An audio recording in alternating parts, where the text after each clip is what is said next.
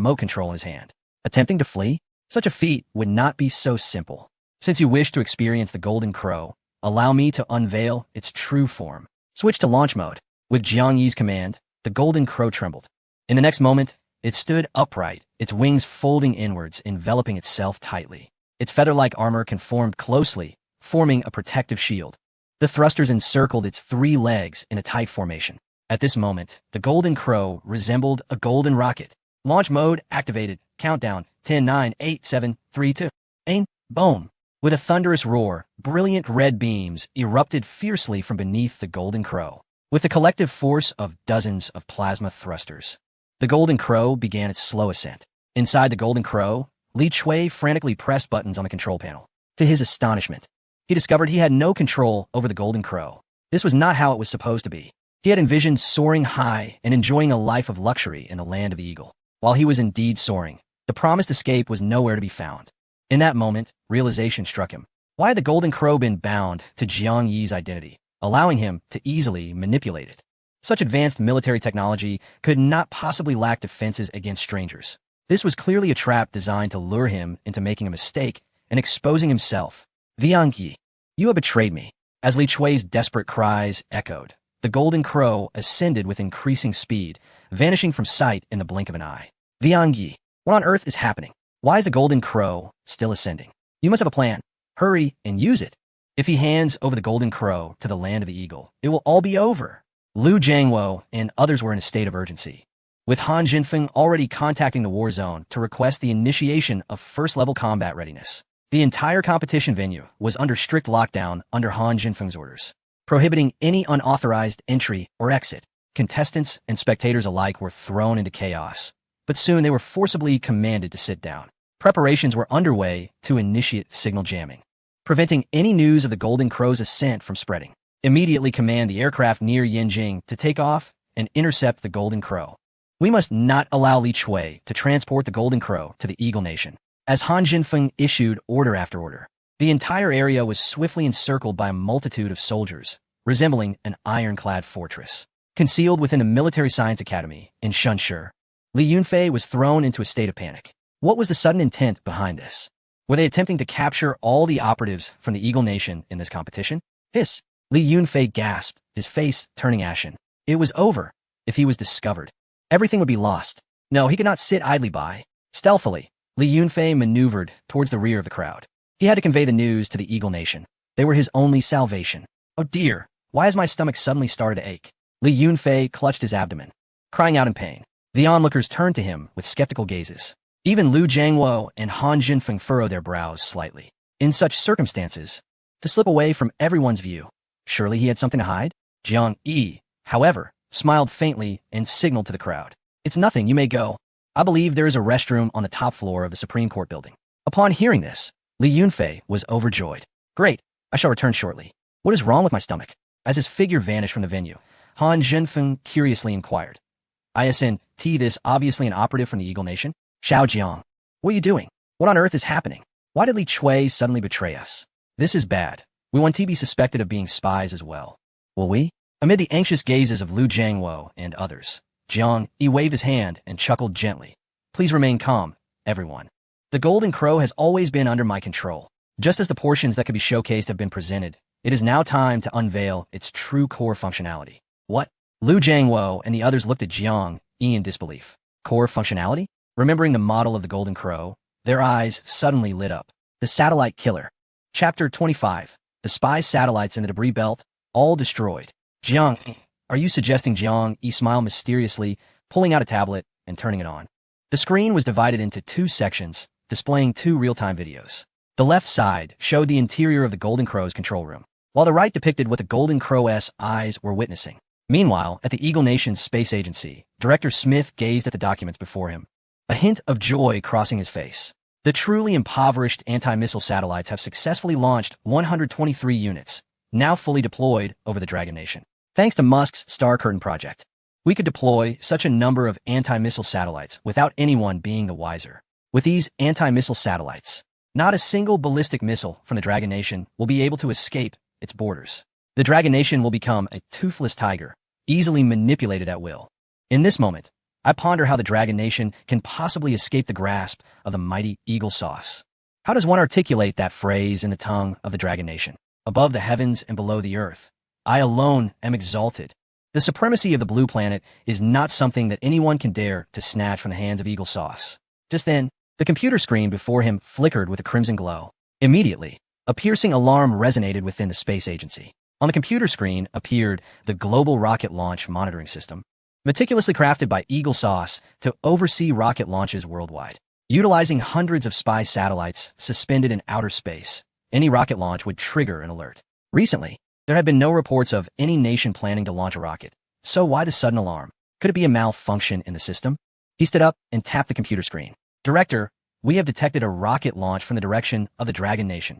Upon hearing his subordinate's report, a flicker of doubt crossed Smith's eyes. A Dragon Nation rocket? Impossible, absolutely impossible.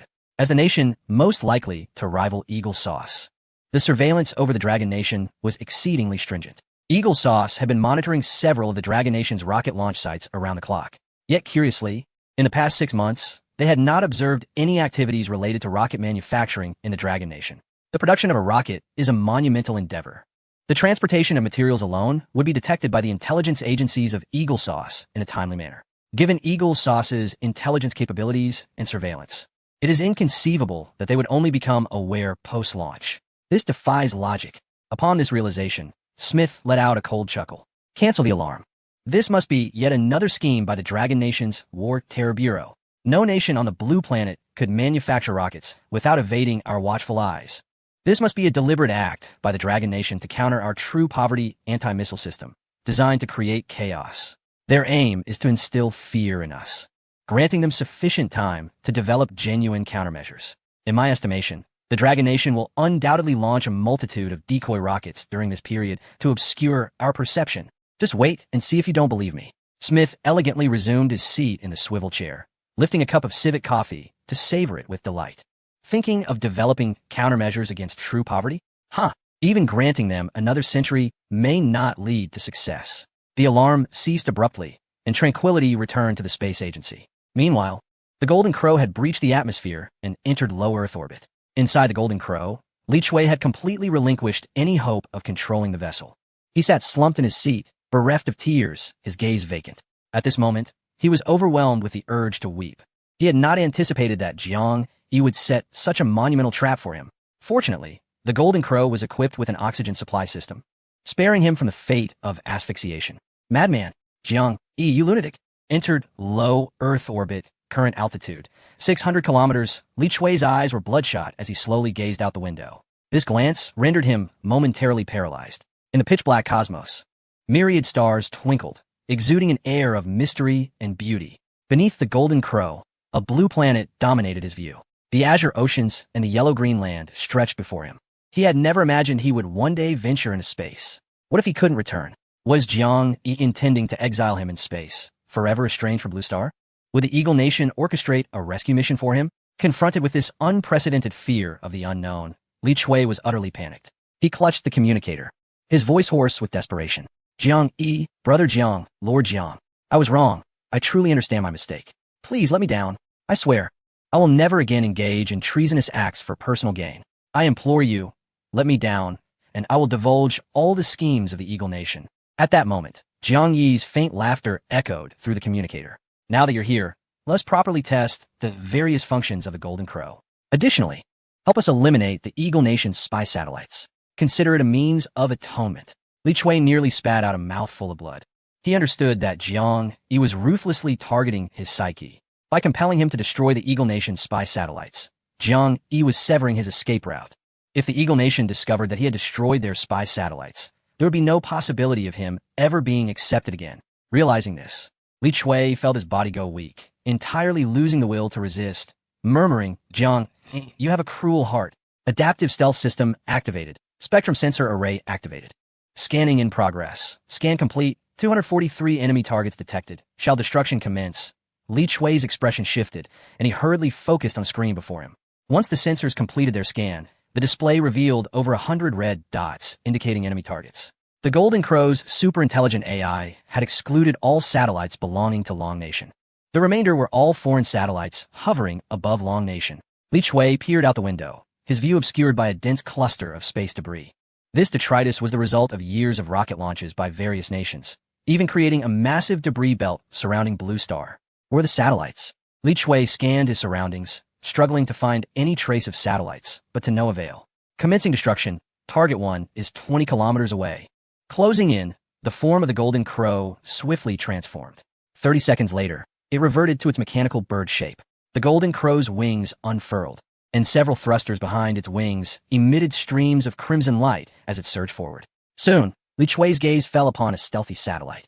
This satellite concealed itself amidst a dense cluster of space debris, rendering it nearly undetectable upon closer inspection. On one side of the satellite, the emblem of the Eagle Nation was prominently displayed. A spy satellite. In an instant, Li Shui comprehended the situation. Meanwhile, in the competition arena of the Supreme Court of the Dragon Nation, Liu Jiangwo and others exclaimed in unison, "This is a satellite from the Eagle Nation." Han Jinfeng furrowed his brow and remarked, "To my knowledge, the Eagle Nation has launched at least 100 spy satellites over the airspace of the Dragon Nation in recent years. I never expected to identify one so swiftly. Should I command the Jinwu to destroy it?" Jiang Yi turned to Han Jinfeng, awaiting his decision. After pondering for a moment, Han Jinfeng inquired, "What is the likelihood of the Jinwu being detected by the Eagle Nation?" Jiang Yi smiled slightly. "Rest assured, General Han. With the stealth technology of the Jinwu, no one on Blue Star can detect it." Upon hearing this, Han Jinfeng's eyes lit up with excitement. "Then let us strike it down." Over the years, faced with the relentless pressure from the Eagle Nation and other countries, he, as a soldier of the Dragon Nation, had accumulated a pent-up fury that needed an outlet. Particularly a month prior, when the Eagle Nation unveiled their so-called true poverty missile defense system, claiming that not a single ballistic missile could cross half a step into Dragon Nation. It was utterly infuriating. Now, the Eagle Nation was unable to detect the Jinwu's presence, which meant that the Jinwu could silently eliminate the hundreds of anti-missile and spy satellites hovering above the Dragon Nation. What could be simpler?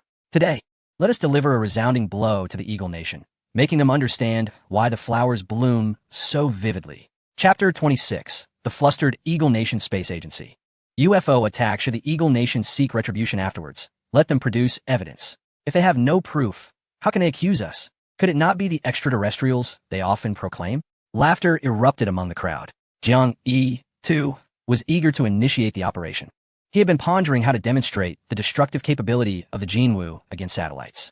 Was this not a perfect opportunity? Under Jiang Yi's control, the Jinwu in outer space gradually extended its long beak, aiming at the spy satellite of the Eagle Nation several kilometers away. Fire! And Xinfeng's excited shout.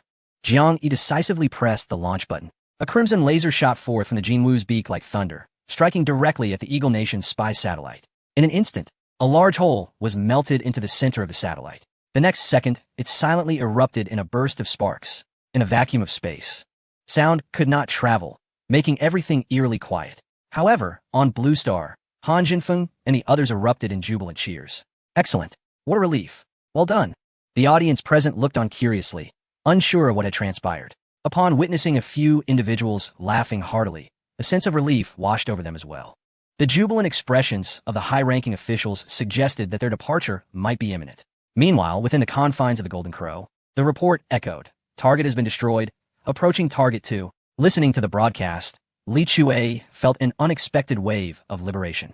At that moment, he realized there was no turning back. He could only follow Jiang Yi down this perilous path. Proceed with covert operations. Ensure we remain undetected by the Eagle Nation." Li Shui commanded loudly from the control panel, as though he had never betrayed the Dragon Nation.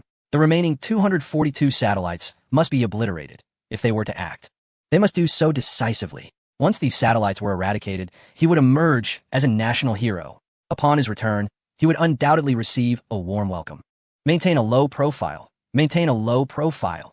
Li Shui chuckled, envisioning a future filled with renewed hope. As for the Eagle Nation, he had long since discarded them from his thoughts.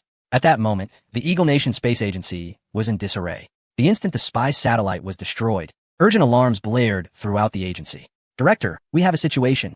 We lost contact with a spy satellite concealed above the Dragon Nation. The last known coordinates were given. Longitude 85 east, latitude 40 north, over the western region of the Dragon Nation." Hearing the frantic report from his subordinate, Director Smith furrowed his brow. "Lost contact? What is happening?" His subordinate hastily explained. This spy satellite was launched a decade ago, specifically to monitor activities in the western war zone of the Dragon Nation. Could it be due to aging infrastructure or circuit deterioration? Smith, rubbing his prominent nose, replied with frustration. Damn it, Marisk. We paid a fortune for that satellite. And it lasted a mere 10 years? These wretched capitalists are nothing but leeches, draining the lifeblood of the Eagle Nation. The loss of a satellite was no trivial matter. He ordered, quickly compile the loss report. I must personally present it to General Apu at the White Hall. His subordinate complied and began reviewing the last footage from the lost satellite. Upon viewing it, he was taken aback. Director, the cause of the satellite's loss was not due to circuit deterioration, but, what? Speak clearly, or I shall have your head. It was disintegrated by an unknown energy impact, resulting in an explosive detonation. What did you say? Smith exclaimed, shoving his subordinate aside to scrutinize the footage himself. The visuals were chaotic, with the exterior view revealing a crimson beam piercing through the darkness. Amidst the piercing wails of tearing metal, the lens was obscured by the debris of the satellite, culminating in a frame capturing the moment the explosion engulfed the camera. Smith furrowed his brow in contemplation. Hiss! Is this a laser weapon? Yet, laser weapons on Blue Star struggle to obliterate a mere drone. How could one possess the power to obliterate a satellite in an instant? Could it be a new laser weapon secretly developed by the Dragon Nation? No, that is impossible. Do not speak of the Dragon Kingdom. Even the United States lacks the capability to devise such formidable laser weaponry. Yet, who besides the Dragon Kingdom would endeavor to obliterate a spy satellite so deeply concealed? By the process of elimination, even the most improbable left standing emerges as the sole answer. The audacity of the Dragon Kingdom is astounding. How dare you assault the satellites of the illustrious United States? This is an outright act of war. But in the next moment, he seemed to recall something, and once again directed his gaze at the surveillance footage. The red beam of laser did not originate from the surface of Blue Star. Rather, it appeared to emanate from a location not far from the satellite. Smith gasped in disbelief, staring at the monitor. Oh my God!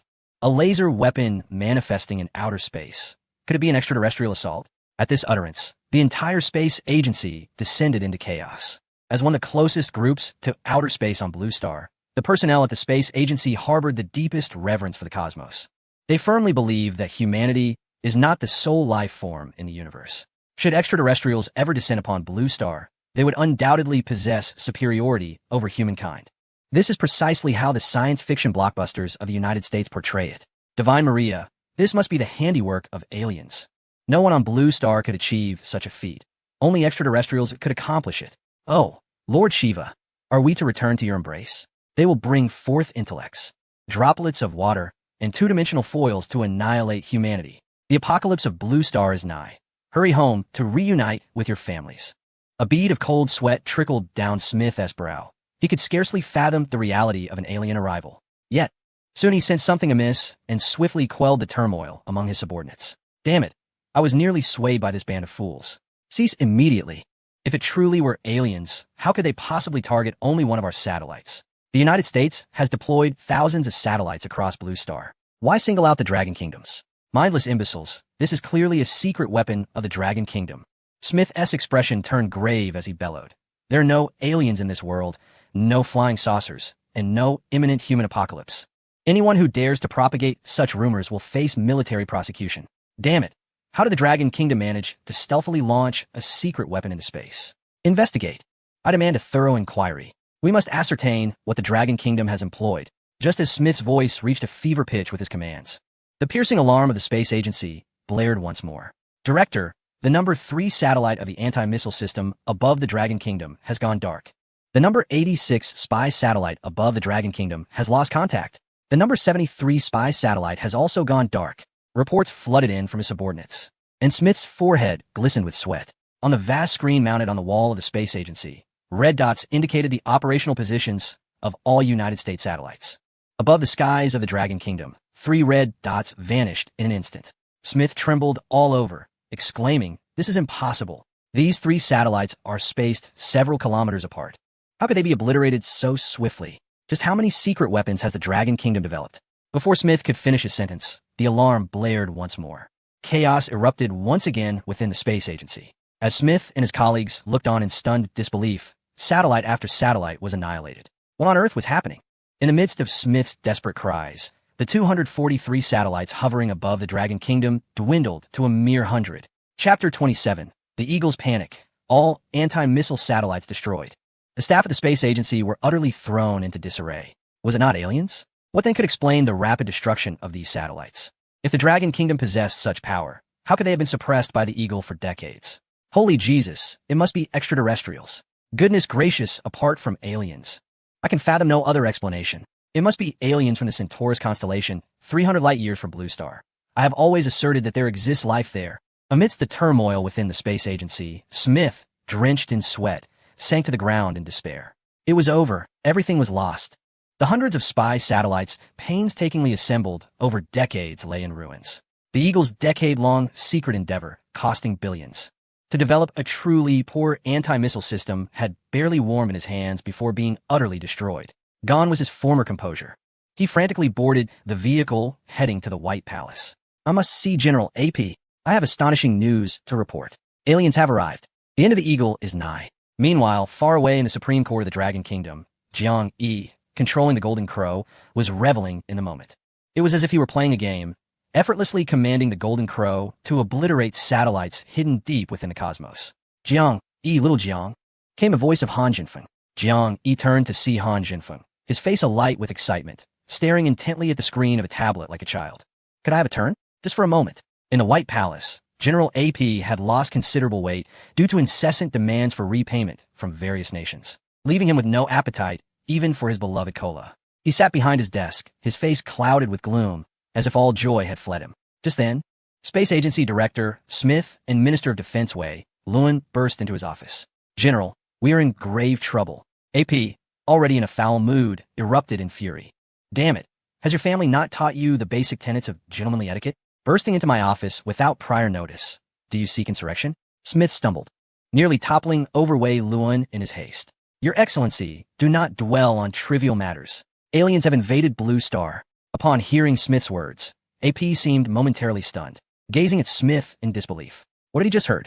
Aliens? As the esteemed leader of the Eagle Nation, he was well aware that others knew little about extraterrestrials. Yet he himself was unaware. Although rumors circulated that the Eagle Nation was secretly researching aliens, in truth, they had not encountered any evidence of extraterrestrial life. With this thought, AP let out a cold chuckle. Aliens? You appear more like an alien to me. Warren interjected at the opportune moment. Smith, did you summon me in haste merely to relay this news? If there is nothing further, I shall take my leave. I must expedite the production of the precious Xuanwu alloy into new armor for our nations. Warren had been facing his own troubles lately. His family was aware of the colossal blunder he had made and had begun contemplating appointing his cousin to take over his position. If any further mistakes occurred, he could not bear the consequences. Smith quickly stopped Warren, speaking in a flurry. I possess footage of aliens destroying our reconnaissance satellites deployed in Long Country. Witnessing Smith's unwavering conviction, AP's brow furrowed slightly. He promptly examined the surveillance video. Upon viewing it, he was astounded. In the pitch-black void of space, a crimson laser seemed to emerge from the ether, striking the satellite with precise accuracy. Strangely, there was nothing discernible in the direction from which the laser emanated. It appeared as though it had materialized from thin air, obliterating the satellite in an instant. Before he could recover from his shock, Smith's words stunned him anew. These aliens seem to be aware that we, the Eagle Nation, are the most formidable power on Blue Star, specifically targeting our satellites. Within a mere half hour, over 100 of our reconnaissance satellites stationed above Long Country had been shot down, including the recently networked 123 true poverty anti-missile satellites. Upon hearing this, AP nearly choked on his own blood. Are you saying that our painstakingly developed true poverty anti-missile system, which cost billions and took a decade to complete, was entirely destroyed in half an hour? His tone began to tremble as he spoke. My God, to completely suppress Long Country.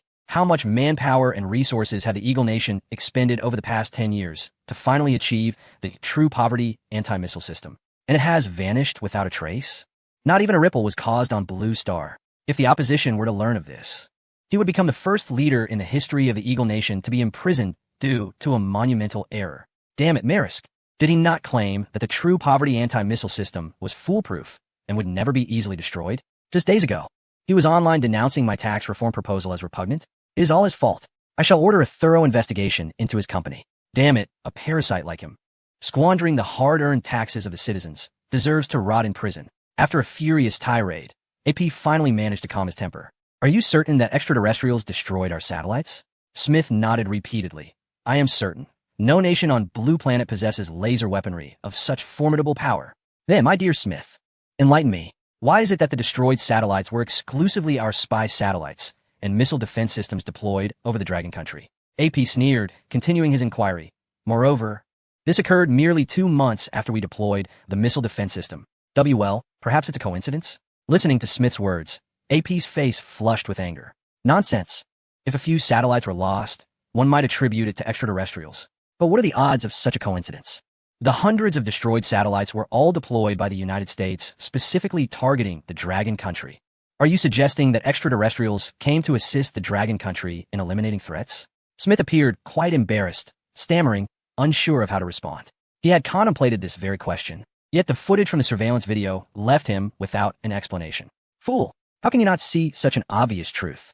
This is clearly a secret weapon developed by the Dragon Country, specifically to counter our missile defense system. At that moment, a memory suddenly surfaced in AP's mind. It was a piece of information relayed by a low-level informant from a military science academy in Shun City, Dragon Country, a month prior. The Dragon Country planned to develop a satellite killer named Jinwu, designed explicitly to counter our missile defense system. Even that accursed Xuanwu alloy, which he loathed, was a subsidiary product of Jinwu. Could it truly be the work of Jinwu? Summon Powell and bring the foundational blueprints of Jinwu. Before long, Director of Intelligence Powell appeared before AP meticulously examined the Jinwu blueprints when suddenly his eyes narrowed. He had found it. The fundamental blueprints of Jinwu clearly indicated the words laser weapon, although the specific model and power were unknown. These 4 words almost assuredly pointed to the mastermind behind the destruction of American satellites. It was Jinwu. It seems this massacre of American satellites is orchestrated by the Dragon Country. Damn Dragon Country, having already ensnared us with the Xuanwu alloy. Now, they come with Jinwu to thwart our endeavors. They must be preparing for an all-out confrontation with us. Who gave them such audacity? However, Wayland furrowed his brow and remarked, My lord, given the research capabilities of the Dragon Country, it is indeed possible for them to develop such an extraterrestrial weapon. Yet, a military project of such magnitude could not be successfully developed in a short period. Jinwu was only just initiated a month ago. It is likely still in its infancy, let alone ready for space deployment. In just half an hour, over 100 satellites were obliterated. This is simply beyond the capabilities of Blue Star technology. Even the Eagle Nation could not devise such a formidable satellite killer, let alone the Dragon Kingdom. Thus, I surmise that the notion of extraterrestrial involvement bears more credibility. Aper furrowed his brow in contemplation, momentarily at a loss for direction. At that moment, Powell's phone rang. However, upon answering the call, he was taken aback. My lord, we have received news from our low-level informant in the Dragon Kingdom. Jinwu has just ascended. Chapter 28. The White Palace in Fury. The Eagle Nation acts without evidence. Bang! Aper slammed his fist on the desk, his teeth grinding audibly. It has become evident that our satellites were indeed destroyed by Jinwu. There is absolutely no other possibility. After pondering for a moment, he inquired, Who was the pilot? Jiang Yi? Powell quickly replied, No, it was not Jiang Yi. It was one of our mid-level informants stationed at the Supreme Court of the Dragon Kingdom, a certain Li Chui. What did you say? Aper pointed an accusatory finger at Powell, seething with anger. Are you implying that the intelligence agency's painstakingly placed informant at the Supreme Court of the Dragon Kingdom has betrayed us? Embarrassed, Powell shifted his toes on the ground, reluctantly nodding. My lord, please do not be enraged. This was an anticipated outcome. These informants would betray their homeland without a second thought for money. They harbor no patriotism whatsoever. Today they could betray the Dragon Kingdom, and tomorrow they could just as easily betray the Eagle Nation. We provide them with tens of millions of Eagle coins annually, enough to satiate such ingrates. Given the current circumstances, I can only deduce one possibility. The Dragon Kingdom must have offered a higher price. Otherwise, I cannot fathom why he would betray the great Eagle Nation. Aper snorted disdainfully. I have always said that these Dragon Kingdom people are unreliable. Now, not only have we squandered so much money, but they have also turned against us. This Li Chui has inflicted such immense damage on the Eagle Nation. I shall have him torn to shreds. Immediately initiate a top-secret assassination order. Let our hidden assassins in the Dragon Kingdom take action. Eliminate him, and ensure he reveals no more secrets. Even if he hides in prison, we must silence him. Powell accepted his orders and departed, while Aper fell into deep contemplation once more. With the satellites now destroyed, there was no turning back. Yet, this matter could not simply be brushed aside. When has the great Eagle Nation ever endured such indignity? According to international law, The destruction of another nation's satellites in outer space equates to a declaration of war. How dare they? Who granted them such audacity? Aper's face flushed with rage as he cast a cold gaze toward Smith. Is there any evidence to substantiate that the Dragon Kingdom destroyed our satellites? If so, Wei Luan, immediately summon all carrier fleets to head towards the Dragon Kingdom's sea. I intend for the Dragon Kingdom to regret their actions profoundly. Wei Luan looked at Aper in shock, hesitantly responding, My lord, do you truly wish to go to war with the Dragon Kingdom over this? Vinron, conceal your crocodile tears. The Dragon Kingdom has dared to bully us. If we do not retaliate fiercely, how can the Eagle Nation maintain its dignity? Who will bow to us in the future? Smith quickly interjected, Your Excellency, there is currently no evidence to prove that the Dragon Kingdom has destroyed our satellites. As you mentioned earlier, the Golden Crow seems to have employed some advanced stealth technology. We only observed the laser striking the satellite without any trace of the Golden Crow. Upon hearing this, Apis trembled with rage. No evidence? That is of little consequence. We already know that this incident was orchestrated by the Dragon Kingdom, and that is sufficient. Moreover, when have we, the Eagle Nation, ever required evidence to act? A glint of inspiration flashed in Vinron's eyes. You mean? Apis's eyes gleamed with madness. Were they not pretending to be extraterrestrials? Then let us indeed treat this as an alien invasion.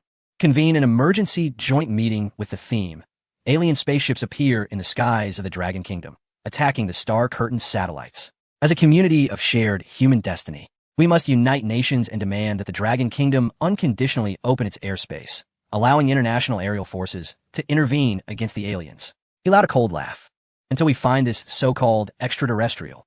Vinron's eyes sparkled, and he said with a sinister smile, Your Excellency, what a brilliant plan. This way, the airspace of the Dragon Kingdom will no longer belong to them, but will transform into a free market for all. National sovereignty will be halved. And the only nations capable of taking over the Dragon Kingdom's airspace are the Eagle Nation and its allied Western allies. Apis also smirked wickedly, Dragon Kingdom. If you act rashly, do not blame me for retaliating. Either you obediently allow us to take over your airspace, or you acknowledge that you destroyed our satellites and engage us in war. Once war breaks out, I shall make them understand why the Eagle Nation remains the dominant power on Blue Star. Vinron hastily praised, as expected of your Excellency. You have devised countermeasures against the Dragon Kingdom in such a short time. Surely, faced with such a blatant scheme, the Dragon Kingdom cannot turn the tide.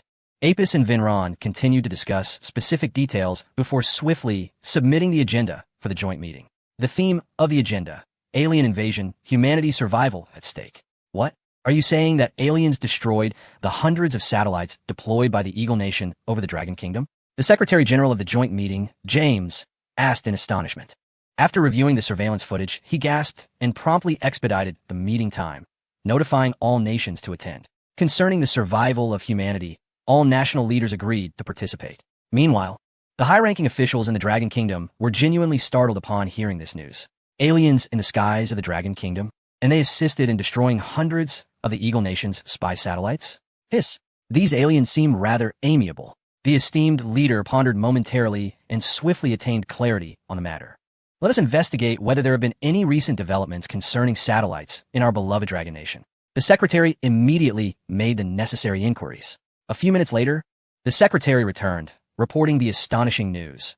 During the Grand Military Technology Invention Competition hosted by the Supreme Court, a satellite killer named Jinwu had made its debut and had just been launched into the heavens. Indeed, the leader smiled subtly.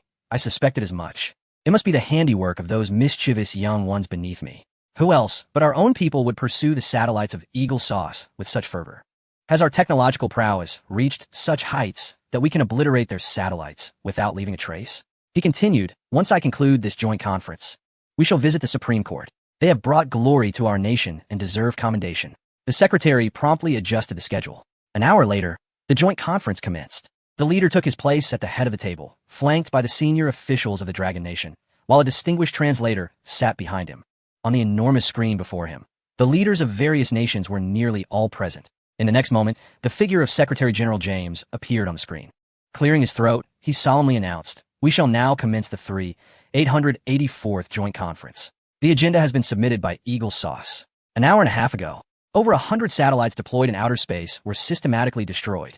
Based on the surveillance footage provided by Eagle Sauce, we have reason to suspect an unprecedented extraterrestrial assault.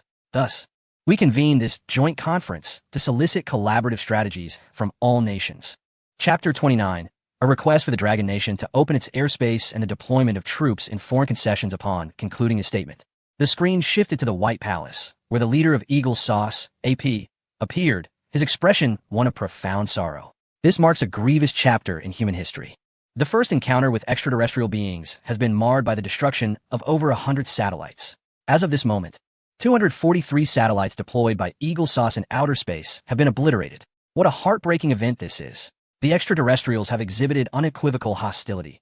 Thus, we must unite in our response to this invasion. The leader of the unyielding nation promptly responded. Eagle Sauce has suffered tremendous losses. It seems the methods of these extraterrestrials are indeed extraordinary. The leader of Gallus expressed regret, saying, with such formidable weaponry, it is evident that the aliens are far superior to humanity. Perhaps we should consider surrendering? The leader of the Bear Nation stifled a laugh and casually concurred. The losses incurred by Eagle Sauce are truly lamentable, since they're the target of these aliens. Why not allow the Bear Nation to send troops to assist in your defense? Upon hearing the words of the Bear Nation's leader, AP's expression darkened. His gaze fixated intensely on the screen. The fate of Blue Star hangs in the balance. We must unite and resist together. Those unwilling to participate in the fight against external threats shall become adversaries of all humanity. I trust there can be no dissent on this matter among the nations. Upon hearing these words, beads of cold sweat appeared on the foreheads of the world leaders. How outrageous! This is a veiled threat. Yet, contemplating the hegemonic status of the United States on Blue Planet, none dare to take a stand, quietly enduring the pressure. After all, should they provoke the United States? It is conceivable that its fleet might appear at their doorsteps one day. No one wishes to incur the wrath of the United States. Indeed, the United States serves as a guiding light for humanity. Wherever you point, we shall follow. Absolutely, we wholeheartedly support your decisions. We are immensely grateful for your tireless efforts concerning the fate of humanity. As the leader's flattery echoed, a hint of satisfaction crossed AP's face. Behold, such is the influence of the United States on Blue Planet. It seems the United States enjoys considerable popularity here. Thank you all for your concern regarding the fate of Blue Planet. The primary purpose of this joint conference is to unite all forces capable of joining together to combat extraterrestrial threats. In truth, we need not fear these aliens. If they were truly as formidable as rumored, why resort to stealthily destroying our satellites? Would it not be swifter and more convenient to launch a direct assault on Blue Planet? This indicates that the extraterrestrials likely do not dare to engage in open warfare with us. Hearing this, the world leaders nodded in agreement. AP's assertion was indeed valid. Had the aliens possessed the technological prowess to easily subjugate Blue Planet, they would not limit themselves to merely dismantling a few satellites. They would have long since invaded and enslaved all of humanity. Just then, an untimely voice interrupted the proceedings. May I inquire where the satellites destroyed by the United States were deployed on Blue Planet? AP abruptly looked up to find the leader of the Dragon Nation speaking. The leader's expression was inscrutable, yet an aura of authority seemed to emanate from them. As these words were spoken, the flattery from the other leaders abruptly ceased. The Dragon Nation has spoken. As the most formidable contender against the United States on Blue Planet, the Dragon Nation wields considerable influence. The other leaders eagerly leaned in, anticipating a fierce contest between the two powers. AP let out a cold laugh and feigned surprise, saying, perhaps the might of the Dragon Nation has attracted the attention of the extraterrestrials, who coincidentally destroyed satellites hovering above its territory. What? This revelation caused all the leaders to gasp in astonishment. The aliens targeted satellites deployed by the United States above the Dragon Nation? How intriguing. The leaders were not oblivious. They quickly sensed the implications. How could the aliens possibly single out the satellites of the United States for destruction? This must be a covert operation initiated by the Dragon Nation. The objective could very well be to counteract the United States' recently announced anti-satellite measures. Upon grasping the veracity of the situation, the expressions of world leaders transformed into peculiar visages, as if they were stifling laughter, yet dared not reveal it. Today the United States faces its reckoning. Particularly among the prominent Eastern nations, there was an overwhelming desire to celebrate. Over the years, the United States has engaged in nefarious deeds for the sake of its oil wealth, plunging numerous countries into the flames of conflict, with the United States' shadow lurking behind each turmoil. This time, however, the Dragon Nation has dealt a substantial blow to the United States, effectively avenging their grievances. The esteemed leader sighed, stating, "It is indeed a lamentable situation. I extend my regrets on behalf of the Dragon Nation to the United States." What measures does the United States intend to undertake in light of this incident? Apu shook his head and deliberately responded, "This matter pertains to all of humanity.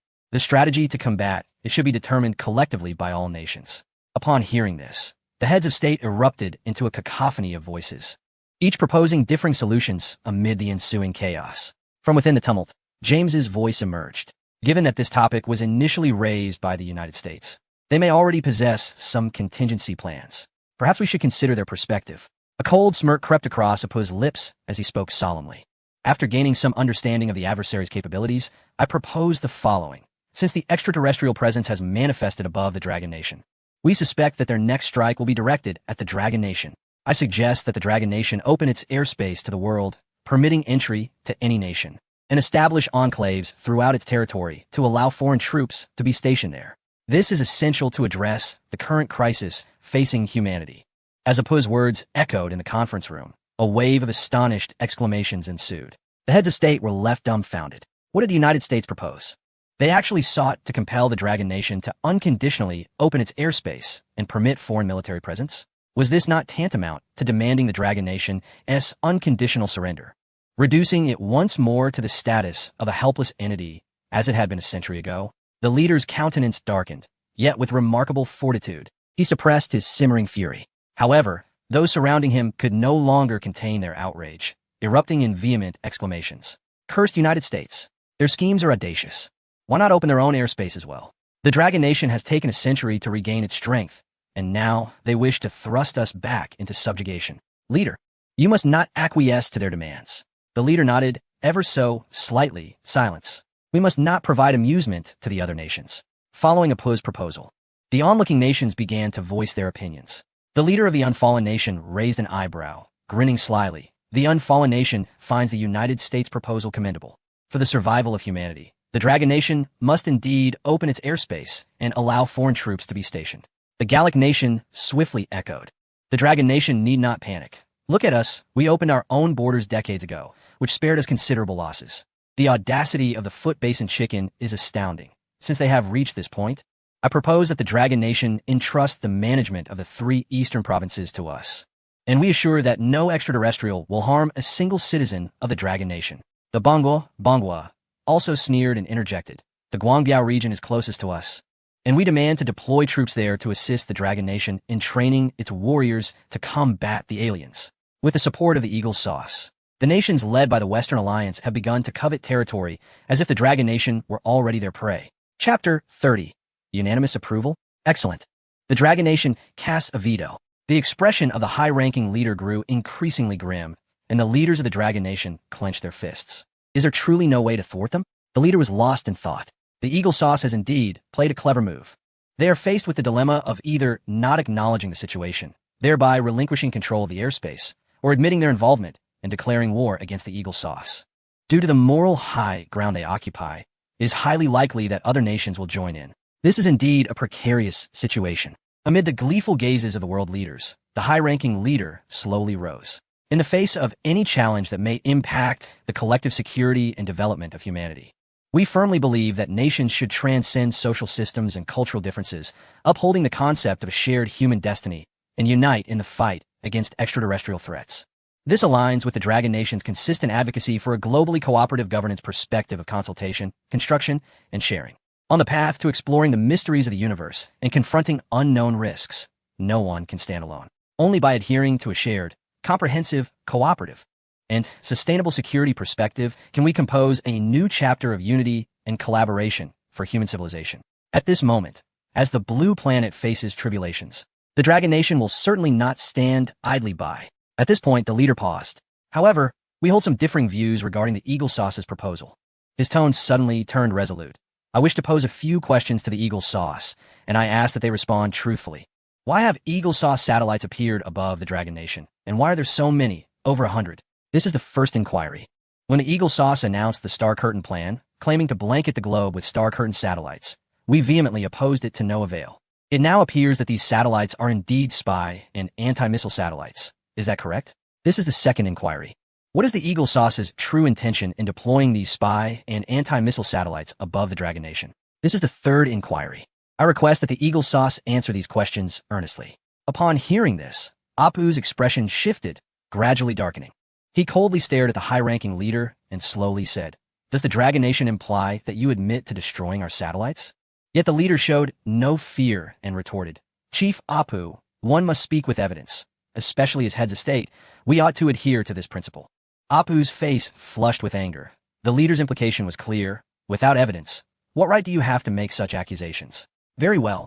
The audacious Dragon Nation. You have gone too far. The issue lies in the undeniable absence of evidence indicating that the Dragon Kingdom has indeed destroyed their spy satellite. Does the Eagle Nation possess tangible proof that the Dragon Kingdom has obliterated its satellites? If such evidence is lacking, yet they still demand that the Dragon Kingdom unconditionally open its airspace. Let it be known that the Dragon Kingdom is not a mere soft target to be easily manipulated. Our heavily armed synthetic brigade, aircraft carrier fleet, and sixth-generation fighters are not to be underestimated. Heed this warning. Upon hearing the words of the esteemed leader, Aper's expression faltered. He had not anticipated such resolute firmness from the leader on this matter, nor the audacity to confront him directly during the joint conference. Is the Dragon Kingdom poised to oppose all nations of the Blue Planet? Should we contemplate global war or the opening of airspace?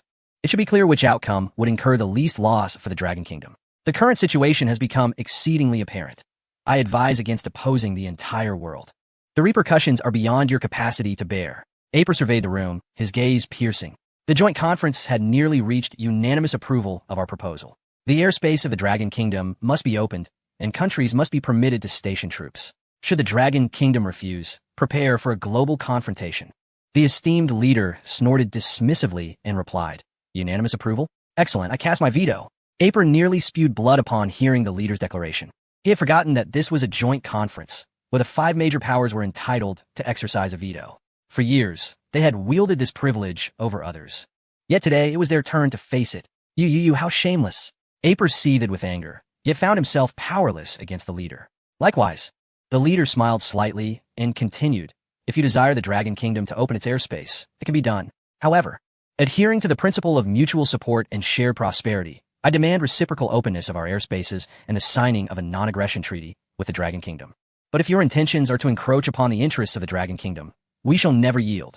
The Dragon Kingdom has stood on the Blue Planet for 5 millennia, enduring countless struggles through blood and fire. We shall not spare anyone who dares to bully us." The leader's words reverberated through the entire joint conference, leaving all in astonishment. The Dragon Kingdom's stance elicited admiration from several smaller nations. When would they possess such confidence to confront the entire world? Following their surprise, nations began to sense an unsettling similarity in the Eagle Nation's tactics, reminiscent of their prior dealings with the wealthy. The art of distorting reality and confusing truth with falsehood is a specialty of the Eagle Nation. When the Eagle Nation suspects you of possessing weapons of mass destruction, it is imperative that you indeed possess them. Otherwise, you will face the relentless onslaught of the Eagle Nation's military, sprouting like chives. The affluent nations are all too familiar with this painful reality. Just a day prior, they discovered oil on their land, only to find the Eagle Nation's military in their waters the very next day, leading to ceaseless warfare. How many nations have been reduced to mere ruins? The leaders of various countries are deep in contemplation. On one side stands the hegemon of the Blue Planet, the formidable Eagle Nation, while on the other lies the Dark Horse, the Dragon Nation, currently ranked second. Neither side dares to offend the other lightly. What does this signify? A celestial conflict where mere mortals suffer. Secretary General James, witnessing the impasse in the United Conference, hastily intervened to mediate. The nations require a brief respite of 3 hours to reach a final decision. The esteemed leader turned off the display screen and spoke solemnly. "This incident has taken us by surprise, and we risk losing our initiative. Do any of you have thoughts regarding this United Conference?" The second leader furrowed his brow, expressing, "It seems that the Eagle Nation has come prepared. They likely suspect that it was our Golden Crow that destroyed their spy satellite, and they are attempting to corner us. My opinion is that we should not conceal the truth. Let us boldly declare that we were indeed responsible for the destruction of the Eagle Nation's satellite. As a great nation, we should not fear such petty adversaries." The third leader remarked with a cold snort, "Is this not a tad too aggressive?" The fourth leader hesitantly inquired. The third leader scoffed, "You are far too cautious. The Eagle Nation is already upon us, and timidity will only lead to our downfall. My suggestion is to take decisive action and declare war against the Eagle Nation." Listening to the debate among the leaders, the esteemed leader furrowed his brow, prompting the others to fall silent. A wise strategist does not confine themselves to minute details. When one transcends the confines of conventional thinking, true freedom is attained. The esteemed leader's gaze was profound as he stated, "What I mean is that we can entirely evade the trap laid by the Eagle Nation." The third leader, taken aback, asked, "Are you suggesting that we do not respond at all?" The esteemed leader smiled faintly. "I believe your perspective is still overly conservative. Did the Eagle Nation not invite us to open our airspace? Let's turn the tables and redirect the calamity back to their doorstep. However, for this plan, I must first consult the Supreme Court." He turned to the secretary. "Cancel all upcoming engagements. Prepare the vehicle. We're going to the Supreme Court to locate the operator of the Golden Crow. Let him direct the Golden Crow to the Eagle Nation and unleash a few satellites for some amusement." Chapter 31. Shock value maxed out. System upgrade. Meanwhile, in the competition arena of the Supreme Court, Han Jinfeng was as jubilant as a child. "Xiao Jiang, this device is absolutely exhilarating. This time, we have decisively taken down all the satellites hidden above the Dragon Nation, with the Golden Crow guarding our skies. No spy satellite will dare to hover over and besmirch us again. Do you know how long I have awaited this day? 30 years, a full 30 years. The Dragon Nation space endeavors have tirelessly strived to catch up, yet we always lag behind the Eagle Nation and the Western Alliance. Now we finally soar to great heights. When we choose to be silent, we do so only to astonish the world.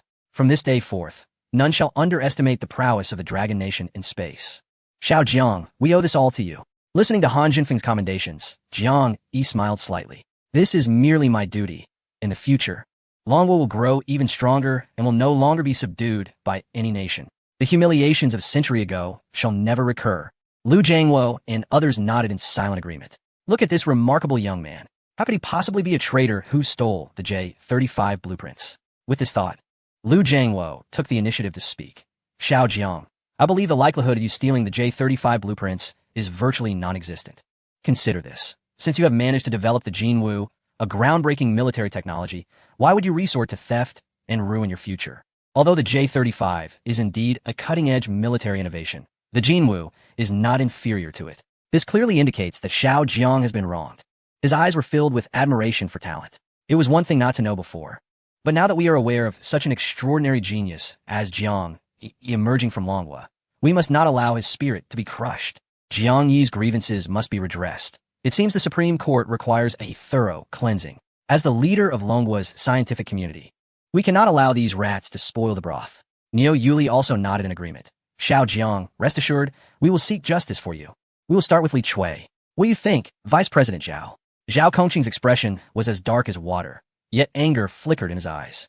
He understood that as Li Chui's teacher, he could not absolve himself from the consequences of Li Chui's betrayal. "Li Kui, you have brought ruin upon yourself. Do not drag me down with you." Zhao Kongqing snorted coldly. "Investigate. It must be a thorough investigation. Had I known such a scoundrel was under my tutelage, I would have expelled him long ago. I now seriously suspect that Li Chui is an insider planted by the Eagle Nation within the Supreme Court. Such a traitor must not be tolerated." Liu Jiangwo fixed a cold glare upon Zhao Kongqing before slowly responding, "Very well. It is good that Vice President Zhao possesses such awareness. I thought you might attempt to shield Li Chui." Zhao Kongqing shook his head slightly. "Li Chui's actions can no longer be defended. He is committing treason. Rest assured, I will not protect him." Liu Jiangwo then ceased his inquiries. Just then, Li Yunfei returned to the group, clutching his stomach. Jiang Yin smiled and asked, "Director Li, is your stomach still troubling you?" Li Yunfei smiled awkwardly. No. Jiang Yin nodded, his eyes sparkling. Ding! Successfully shocked the upper echelons of the Eagle Nation. Earning 2,000 shock points, successfully shocked leaders of various countries. Earning 1,000 shock points, Jiang Yan's eyes brightened. It seemed Li Yunfei had successfully conveyed the news of the Jinwu's ascent to the Eagle Nation. Reflecting on his decision to retain Li Yunfei as an insider from the Eagle Nation was indeed a wise choice. After all, in order to earn shock points, one must astonish the world. And Li Yunfei is the messenger I specifically selected. Detected that the current shock value has reached the standard for system upgrade. System is upgrading. Upon hearing the prompt from the system, Jiang Yi was filled with immense joy. Could it be that this surge in shock value has directly upgraded the system? Jiang Yi was brimming with anticipation, wondering what new cutting-edge military technology might emerge post-upgrade. The Level 1 system had already provided him with blueprints and accompanying technologies as formidable as the Golden Crow, delivering a heavy blow to the Eagle Nation. What marvels could a Level 2 system possibly unveil? He dared not even contemplate. He was also uncertain how long the upgrade would take. At that moment, A convoy of armored vehicles entered the Supreme Court competition venue in succession. As he observed the vehicles adorned with the license plates YN00001, YN00002, YN00003, Liu Jiangwo was taken aback. Could these be the vehicles of high-ranking leaders? Neo Yuli gasped in astonishment. There are even leaders 2 and 3. Thousands of spectators were left speechless. Such a spectacle they had only witnessed on Supreme News, never in real life. The crowd stood in unison, gazing reverently at the approaching convoy. What do you think the high-ranking leaders are here for? I bet it must be related to the Golden Crow. What are you thinking? No matter how powerful the Golden Crow is, it hardly warrants the personal presence of the leaders. Surely, they're not here just to encourage us, right? Amid the buzzing speculation, the convoy gradually came to a halt. Liu Jiangwo and his companions hurried to greet them, respectfully standing by the roadside in anticipation. Soon, the leaders and several high-ranking officials from Longwood disembarked and appeared in the competition arena. Honored leaders, what brings you here? Listening to Liu Jiangwo's anxious words, the leader smiled faintly. We heard that an extraordinary military technology has emerged from the Supreme Court competition, and we wanted to come and see for ourselves. A wave of astonishment swept through the crowd at the leader's words. The leaders truly came for the Golden Crow. What enchantment does the Golden Crow possess that has captured the attention of such high officials? Hearing the leader's statement, Liu Jiangwo awkwardly replied, Honored leader, the Golden Crow has already taken flight. Would you like to move to my office, and we can wait a moment? The leader, with a bemused smile, glanced at Liu Jiangwo and shook his head. I know we are all aware. After all, the news of the Eagle Nation's satellites being destroyed over Longwa has already reached the United Assembly. What? At this revelation, cold sweat poured down Liu Jiangwo's forehead. This is disastrous. The leaders are here to hold him accountable. It seems their hasty actions in destroying the Eagle Nation's satellites have led to severe international repercussions. It could even place Longwa in a precarious position. With this thought, Liu Jiangwo clenched his teeth. No, Longwa has finally produced such a genius as Jiang Yi. It cannot afford to be cast into the depths of despair once more. With a countenance reflecting a fearless acceptance of death, he solemnly declared, the destruction of the Eagle Saw satellite was solely my doing, without any involvement from others. If punishment is to be meted out, let it fall upon me. The senior leader, suppressing a smile, shook his head and remarked, Ah, old Liu, after all these years, you remain as childlike as ever. One might wonder whether to deem you a bit unhinged or simply a paragon of loyalty. Our purpose in coming here is to consult with the chief designer of the Jinwu and pose him a few inquiries. Pausing for a moment, the leader continued with a smile, Rest assured, I shall not make things difficult for him. Liu Jiangwo breathed a sigh of relief and promptly summoned Jiang Yi over. Look, leader, this lad is the chief designer of Jinwu, affiliated with. Suddenly recalling that Jiang Yi was a parolee, he swiftly amended. Let us say he is an external consultant for the Military Science Academy of Shunshe. Oh, the senior leader regarded Jiang Yi with admiration, gently stating, such youth. Truly a hero emerging in his prime. The second leader nodded in approval, declaring, Dragon Country is fortunate to have a talent like you. The third leader amiably added, what a fine young man, achieving great things without fanfare. Hearing the leader's praise, everyone present gasped in astonishment. So many high-ranking officials had come specifically to meet Jiang Yi. His significance was indeed formidable. This young man's prospects were boundless, truly a daunting realization. Chapter 32. A Blitz Against Eagle Sauce's Homeland, Dragon Country. You have gone too far. Many fixated their gaze on Jiang Yi, determined to engrave his visage in their memories. To be recognized collectively by the upper echelons of Dragon Country foretold that this individual would not remain inconspicuous. They had already resolved that once martial law was lifted, they would seek an audience with Jiang Yi. Associating with such a figure, even a mere appearance, would yield immense benefits. Liu Jiangwo's eyes lit up. The leaders were actually praising Jiang Yi. As long as it was not an inquiry of accusation, he felt relieved. After a few more compliments, the senior leader finally broached the main topic. Young Jiang, how long can the Jinwu's energy sustain its operation, and can its stealth technology ensure that Eagle Sauce remains oblivious? The leader paused, speaking earnestly. This will not be detected. Not at all. Jiang Yi smiled slightly. The Jinwu's energy can guarantee full load operation for a month. As for the stealth technology, I assure you that no nation on Blue Star can detect it, even if they employ various radar systems for round-the-clock scanning. The outcome will remain unchanged. Upon hearing Jiang Yi's response, the senior leader exhaled in relief, nodding in satisfaction. Young Jiang, regarding the recent events at the joint meeting, he briefly recounted the discussions from the meeting, probing, what are your thoughts on this matter? The leaders turned their attention towards Jiang Yi, who pondered for a moment before inquiring, if we deny that the satellite was destroyed by Dragon Country? Could Eagle Sauce use this as a pretext to initiate war against us? The high-ranking official shook his head, declaring, of course not. No matter how powerful the Eagle Nation may be, they must adhere to the International Treaty of Blue Star. Upon hearing the leader's response, Jiang Yi's mind began to race, his smile resembling that of a cunning fox. Such a notion was indeed splendid. The Eagle Nation sought to compel the Dragon Country to open its airspace under the pretext of an unfounded alien invasion. We could effortlessly counteract with a similar tactic. The initiative in this matter had always rested with the Dragon Country, as we possessed the Golden Crow. The leader's eyes sparkled with realization. Are you suggesting? Viank, ye nodded affirmatively. Indeed, if the premise is that the appearance of aliens necessitates the opening of airspace, then we can certainly make aliens manifest above the Eagle Nation as well. At that moment, Jiang Yi smirked.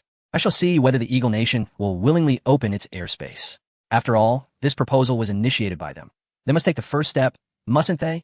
The leaders exchanged glances, each discerning a hint of astonishment in the other's eyes. What a masterstroke of strategy. This was akin to placing the Eagle Nation on a scorching grill. Having long been accustomed to their domineering ways, they were now caught off guard by such a significant setback. They failed to comprehend that if the Dragon Country could execute this once, it could easily do so again.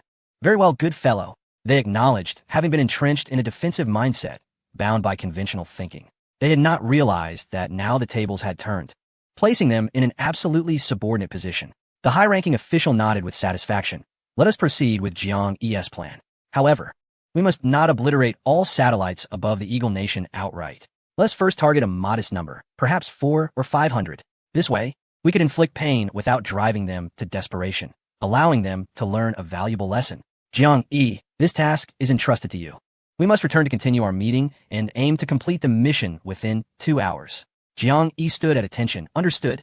With the departure of the leaders, Jiang Yi commenced remote operation. The Golden Crow, hovering in low Earth orbit, received the command, and several plasma thrusters ignited, emitting brilliant red beams as they sped towards the airspace of the Eagle Nation. Half an hour later, the Golden Crow hovered ominously above the Eagle Nation. Its 12 sets of full-spectrum scanners powered up, revealing a multitude of red dots on the screen. Eagle Nation satellites detected, preparing for destruction. In the control room, Li Chui, who had previously been drowsy, was taken aback, his face paling as he gazed at the shape of the Eagle Nation's land on the blue planet below. This is madness, pure madness, he muttered incoherently. He had assumed that upon destroying the satellites above the Dragon Country, he would return to the ground alongside the Golden Crow. However, he found himself hovering above the Eagle Nation. The intent was unmistakably clear. This was an incursion into the very territory of the Eagle Nation. If the earlier actions could be justified as self-defense, what was to follow equated to a declaration of war against the Eagle Nation. The driver of the war declaration incident was none other than himself. Jiang, can we not have someone else take the blame? This immense burden is truly beyond my frail frame. Jiang Yi's voice resonated. You now face two choices. Either face immediate execution upon dissent, or redeem yourself through merit, allowing you to prolong your existence a little longer. Choose wisely. Li Chui, drenched in sweat, pondered for a moment, seemingly drained of all strength, collapsing on the ground. Fine, I shall bear this burden. He trembled as he rose, gritting his teeth, and shouted, Fire the cannons, obliterate them. A flash of crimson light streaked across the sky, and a satellite in the distance erupted in a thunderous explosion. Li Chui screamed maniacally, as if venting all the suffering he had endured upon the satellite of the Eagle Nation. All of you perish. Ha ha ha. Eagle Nation, today is your day of reckoning. The Eagle Nation Space Agency was suddenly pierced by a blaring alarm. Chaos ensued once more within the agency. Minutes later, a call reached Smith's phone, who was waiting in the White Hall. Director, the communications satellite number 39584212 above the Eagle Nation has just been destroyed by an unknown energy source. Aliens have returned, and they have appeared above the Eagle Nation. Damn it. Director Smith trembled, incredulously exclaiming. Commander AP frowned and inquired, Why the commotion? What has happened? Smith hurriedly explained the situation. Just moments ago, within a span of mere minutes, hundreds of satellites hovering above the Eagle Nation were systematically obliterated by laser weaponry. This mirrored the destruction of satellites over the Dragon Nation just 2 hours prior. AP's eyes widened with fury as he bellowed. Bastards, you insolent fools. The audacity of the Dragon Nation knows no bounds. He seized a cola cup from the table and smashed it, turning the once tidy command office into utter disarray. Breathless, AP paused, his teeth nearly grinding to dust. As the dominant power of Blue Star, The Eagle Nation had always asserted its might over other nations across distant seas. Under the Eagle Nation's pressure, these countries had never dared to utter a word of dissent. When did it become the turn of other nations to wreak havoc on the Eagle Nation's homeland? Yet now, the Eagle Nation was brazenly under attack. What was even more infuriating was their apparent lack of any means to retaliate. It was as if they held the Eagle Nation in utter contempt. Yet, they could not even catch any evidence of the enemy's assault. AP, driven to madness, spewed a mouthful of old blood. Dragon Nation, you shall pay dearly for this. Chapter 33. A public apology from the Eagle Nation. Let not be said that we were not forewarned. The joint conference continued. The figure of Secretary General James was the first to appear. Ladies and gentlemen, after a 3-hour recess, I trust each nation has arrived at its conclusions. We shall now hear from the Dragon Nation. The esteemed leader cleared his throat with a heavy heart and solemnly declared, just moments ago, our Dragon Nation detected a most lamentable event. Over 400 satellites hovering above the territory of Eagle Sauce were obliterated by an unknown energy. This figure is, in fact, double the number of those previously destroyed over Dragon Nation's skies. It appears that this extraterrestrial entity holds a significant interest in the satellites of Eagle Sauce, pursuing them with relentless intent. Upon the leader's utterance, the heads of various nations stood in stunned silence. What audacity! Could Dragon Nation truly dare to brazenly assault the homeland of Eagle Sauce? Were they prepared to forsake all? A faint smile graced the leader's lips as he continued. From this, we can deduce that the presence of Eagle Sauce's military satellites has incited the wrath of extraterrestrial forces. We hereby propose that Eagle Sauce proactively dismantle all of its military satellites to prevent further assaults on Blue Planet by these aliens. Furthermore, in the interest of safeguarding Blue Planet, Eagle Sauce should unconditionally open its airspace to allow the presence of troops from other nations. We hope Eagle Sauce can set an example and make sacrifices for the fate of humanity. As the leader concluded his remarks, AP's countenance darkened ominously. Damn Dragon Nation, this is a treacherous maneuver. Before he could question Dragon Nation, they had already taken the initiative to demand the opening of airspace. How dare they? While others may be oblivious to the truth of the extraterrestrial threat, I am not so naive. A cacophony erupted among the heads of state. No one anticipated that within a mere 3-hour recess, the situation would undergo such a dramatic reversal. Moreover, judging by AP's expression, it was evident that they possessed no evidence implicating Dragon Nation in this incident. What on earth had Dragon Nation developed in terms of secret weaponry that would compel Eagle Sauce to swallow this bitter pill? Following the meeting, a visit to Dragon Nation became imperative, especially for the affluent members, whose eyes sparkled with opportunistic intent. Stock up, stock up! After the meeting, it was time to procure. Is it not merely about money?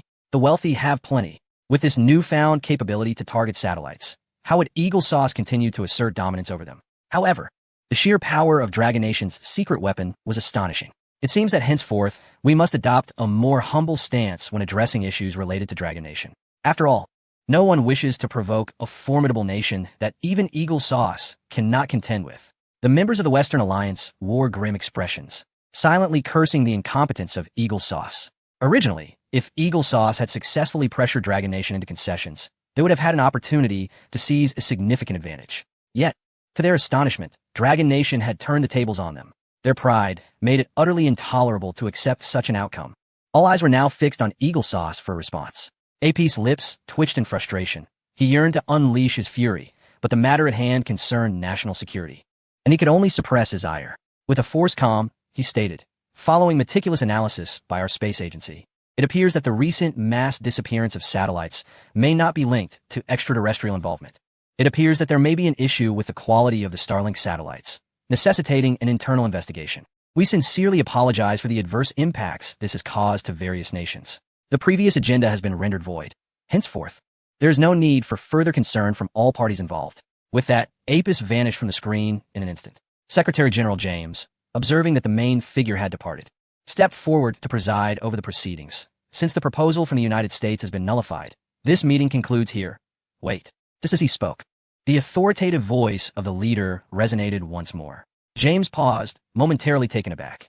At this juncture, Long Nation had already gained a significant advantage. What further antics could possibly ensue? Let Long Nation continue to speak, the leader intoned, narrowing his eyes. The topic from the United States may be over. But Long Nation has a new proposition. When the United States submitted its extraterrestrial topic, it included all the final images captured by the satellites as examples. However, Long Nation astutely observed that these images predominantly featured key locations within its territory. We have reason to suspect that the United States, under the guise of launching Starlink satellites, has secretly deployed over 100 anti-missile and espionage satellites over Long Nation's airspace, an egregious act that blatantly contravenes international space treaties. Long Nation shall not tolerate such actions that undermine the interests of other nations and calls upon all countries to join in resistance. We demand that the United States convene a press conference to publicly apologize before major media outlets and nations, retracting any videos obtained through satellite espionage.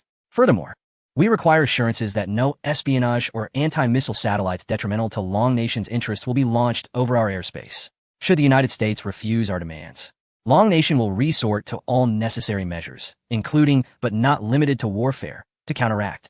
At this point, the leader's expression hardened, glaring coldly at the heads of state. Let it not be said that we did not forewarn you.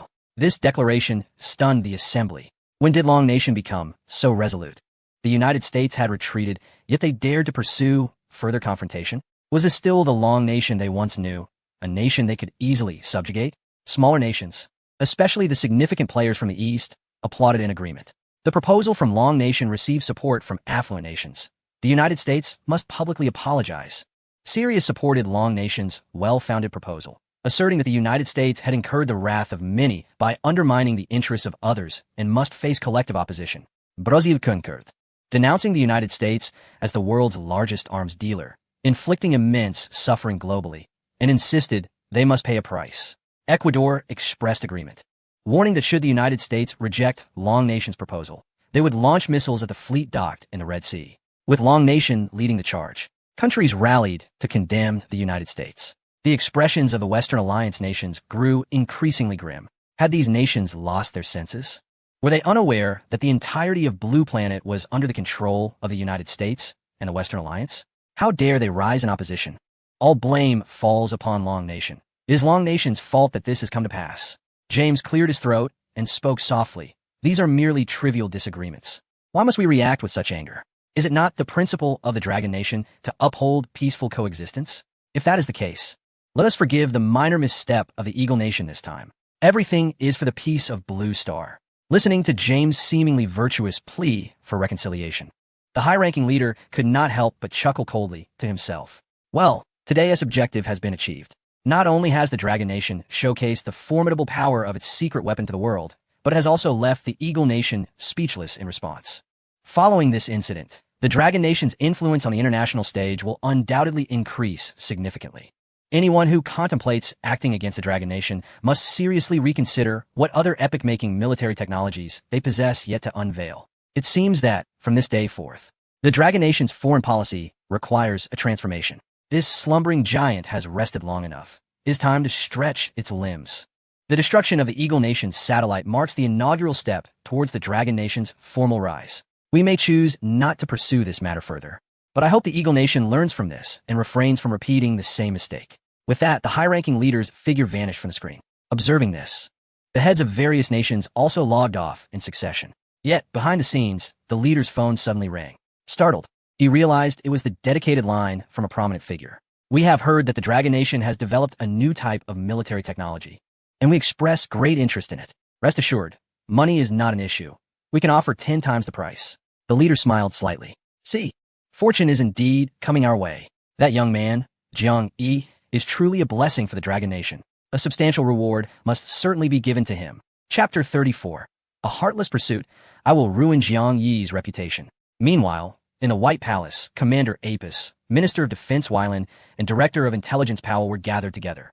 Apis wore a grim expression and said bitterly, "The matter has been settled. The Dragon Nation will no longer afford us any opportunity for retaliation.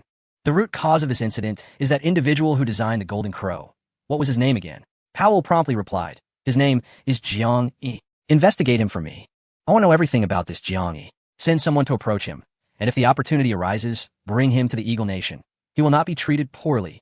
Apis paused momentarily, his voice turning even colder. "If he is unwilling, then let him perish. If a genius does not belong to the Eagle Nation, then he has no reason to exist." Powell wore a troubled expression and replied helplessly, "Commander, it is too late.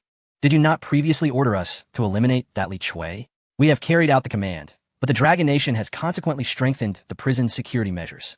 It is now so fortified that not even a mosquito can enter. We can only wait patiently for an opportunity.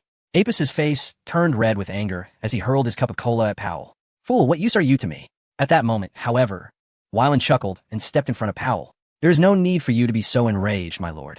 To wish for someone's demise does not necessitate their actual death. We can render them infamous, a fate worse than death. Aper's expression was as calm as water. Are you suggesting? Wei-Luan nodded. Let us deploy all the internet trolls under the Eagle's banner to disseminate the news that Jiang Yi, a condemned criminal, is allowed to participate in the grand competition and potentially reduce his sentence throughout the Dragon Kingdom, tarnishing his reputation. Simultaneously, we shall instruct our insiders in the media to expose the dark truths at Jiang Yi's home, turning his family into pariahs. Powell's eyes brightened, and he chuckled. The minister's methods are truly awe-inspiring. This way, it would be more agonizing than killing him. Aper also nodded in approval. Let it be so. Furthermore, secretly contact the White Elephant. Have they not long desired to contest the position of regional supremacy against the Dragon Kingdom? Aper sneered. Let us provide them with some advanced military technology to stir up trouble for the Dragon Kingdom. We must not allow them any opportunity for resurgence. Meanwhile, at Jiang Yi's home, his mother, Su Ying, returned home looking haggard.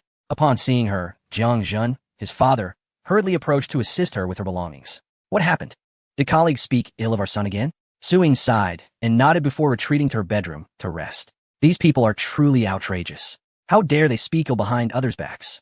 That scoundrel Jiang Yi has caused such a catastrophe. Had I known, I should have sent him to vocational school years ago. Jiang Zhen vented his frustrations, collapsing onto the sofa, his eyes filled with despair. Both were longtime employees at the machinery factory, and they had always taken pride in their son's employment at the Supreme Court. However, ever since they learned that Jiang Yi was sentenced to death for leaking state secrets, the Jiang family had not known a moment of peace. Formerly harmonious colleagues and neighbors now avoided them like the plague. Their gazes were filled with wariness, as if merely uttering a secret would lead to their being accused of espionage.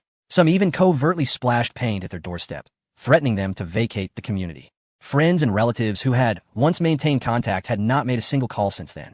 It felt as if the entire world had turned against them overnight. Even stepping outside met with disdainful glances.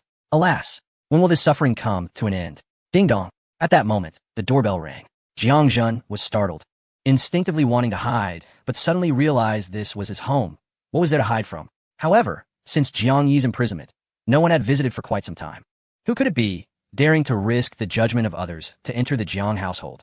Are they not afraid of being accused of colluding with them? Who is it? A melodious female voice responded from the door. Excuse me, is this the residence of Jiang Yi? Hearing this, Jiang Zhen frowned. The visitor was inquiring about Jiang Yi. It seemed they were not even pretending anymore, planning to come during daylight to berate them. How long will these people continue the charade? Jiang Yi is already deceased. He is no longer among us. A woman's voice outside expressed astonishment. Could it be? Wasn't Jiang Yi just recently granted a commutation to a fixed-term imprisonment? Is it possible that the information provided is erroneous? Upon hearing the woman's voice, Jiang Zhen hastily flung open the door, his tone urgent as he inquired. What did you say? Jiang Yi has been commuted. It was then that he noticed a beautiful woman in a professional suit standing outside, accompanied by a cameraman carrying a video camera. Good day. You must be Jiang Yi's father. We are from the Liaoning provincial television station. I am Liang Mi, the host of Urban Legal Affairs. Jiang Zhen suddenly realized that he had indeed seen this woman on television before. However, what business did they have at his home? Jiang's mother, Su Ying, also peeked out from the bedroom, asking, Who is it? Jiang Zhen quickly responded, It's the host from Liaoning provincial television. She says Jiang Yi has been commuted. What? Su Ying's eyes brightened, and without even putting on her shoes, she dashed out of the bedroom. Is what you say true? Upon seeing Liang Mi nod, tears of relief surged forth from Su Ying's eyes. For days, she had been consumed with dread, fearing that one day Jiang Yi's lifeless body would appear before her. Now, with the news of his commutation, she finally felt a sense of relief. Please come in. The house is a bit disheveled. I haven't had a chance to tidy up. Su Ying grasped Liang Mi's hand and ushered her inside, with the cameraman following suit. Unbeknownst to her, a sly smirk briefly flickered across Liang Mi's lips. The neighborhood where the Jiang family resided was modest and comprised mostly of longtime employees of the same establishment. Consequently, when news spread of the host's appearance at the Jiang household, neighbors flocked to their doorstep, eager to uncover the unfolding events. Old Jiang, what has happened? Why are the media at your door? Jiang Zhen, being an honest man, simply stated, Jiang Yi has been commuted. He must have been wronged. Now that his name is cleared, the television station has come to conduct an interview. Upon hearing this, the neighbors paused in disbelief. Could it be that Jiang Yi was truly wronged? I've known him since he was a child. How could he possibly have leaked any secrets? Hey, just yesterday you were cursing behind Jiang Zhen's back. Why the sudden change of heart today? You must have misheard. I was praising Jiang Yi. Amidst the neighbors' spirited discussions, Liang Mi and the cameraman positioned themselves and began recording. Dear viewers, we are currently at the residence of death row inmate Jiang Yi. In a mere month, he has been commuted from death row to life imprisonment, and it is rumored that he will soon be further commuted to a fixed-term sentence of 80 years. What hidden truths lie beneath this situation? We are here to interview his family. Jiang Zhen and Su Ying grew increasingly uneasy as they listened, finally realizing that Liang Mi had come to tarnish their reputation. What hidden truths?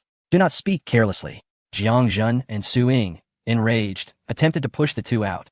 But the cameraman, tall and robust, was immovable. The two individuals were unexpectedly thrust onto the sofa. Liang Mi, facing the camera, pointed at Jiang Zhen and Su Ying. Her face contorted with indignation as she proclaimed, I vehemently condemn such underhanded dealings that allow family members to receive successive sentence reductions. The existence of such individuals severely undermines the fairness and justice of the rule of law in Longhua. Our purpose in visiting the Jiang family today is to combat the occurrence of such incidents. People like them do not deserve to reside in Longhua. Chapter 35. The Dark Underbelly of Frequent Sentence Reductions. The governor of Liaoning province in attendance. What? Is there truly a hidden agenda behind Jiang Yi's sentence reduction? No wonder Su Ying has been avoiding us these past few days. It seems she harbors a guilty conscience. I knew I wouldn't misjudge. The morally bankrupt members of the Jiang family will only tarnish the reputation of our factory. How could I possibly coexist with such individuals? Truly. Upon hearing Liang Mi's words, the neighbors were instantly invigorated. The compliments they had just offered Jiang Zhen were promptly retracted, replaced by more vicious verbal assaults. Get out immediately. The Jiang family does not welcome you. Jiang Zhen's face hardened as he pointed toward the door. However, Liang Mi merely chuckled coldly and continued addressing the camera. From the attitude of Jiang Yi's father towards me, one can discern the dark psyche concealed beneath a facade of hypocrisy. May I inquire what means you employed to facilitate the successful commutation of a death row inmate? The cameraman's lens was nearly pressed against Jiang Zhen's face, and under Liang Mi's relentless interrogation, he finally lost his composure. He lunged forward to seize the camera, only to be pushed to the ground by the cameraman. Liang Mi half-squatted before Jiang Zhen, sneering, cease your futile struggles. The matter concerning Jiang Yi has already spread across the internet, and there is no hiding it. I foresee that Longhua no longer has a place for you.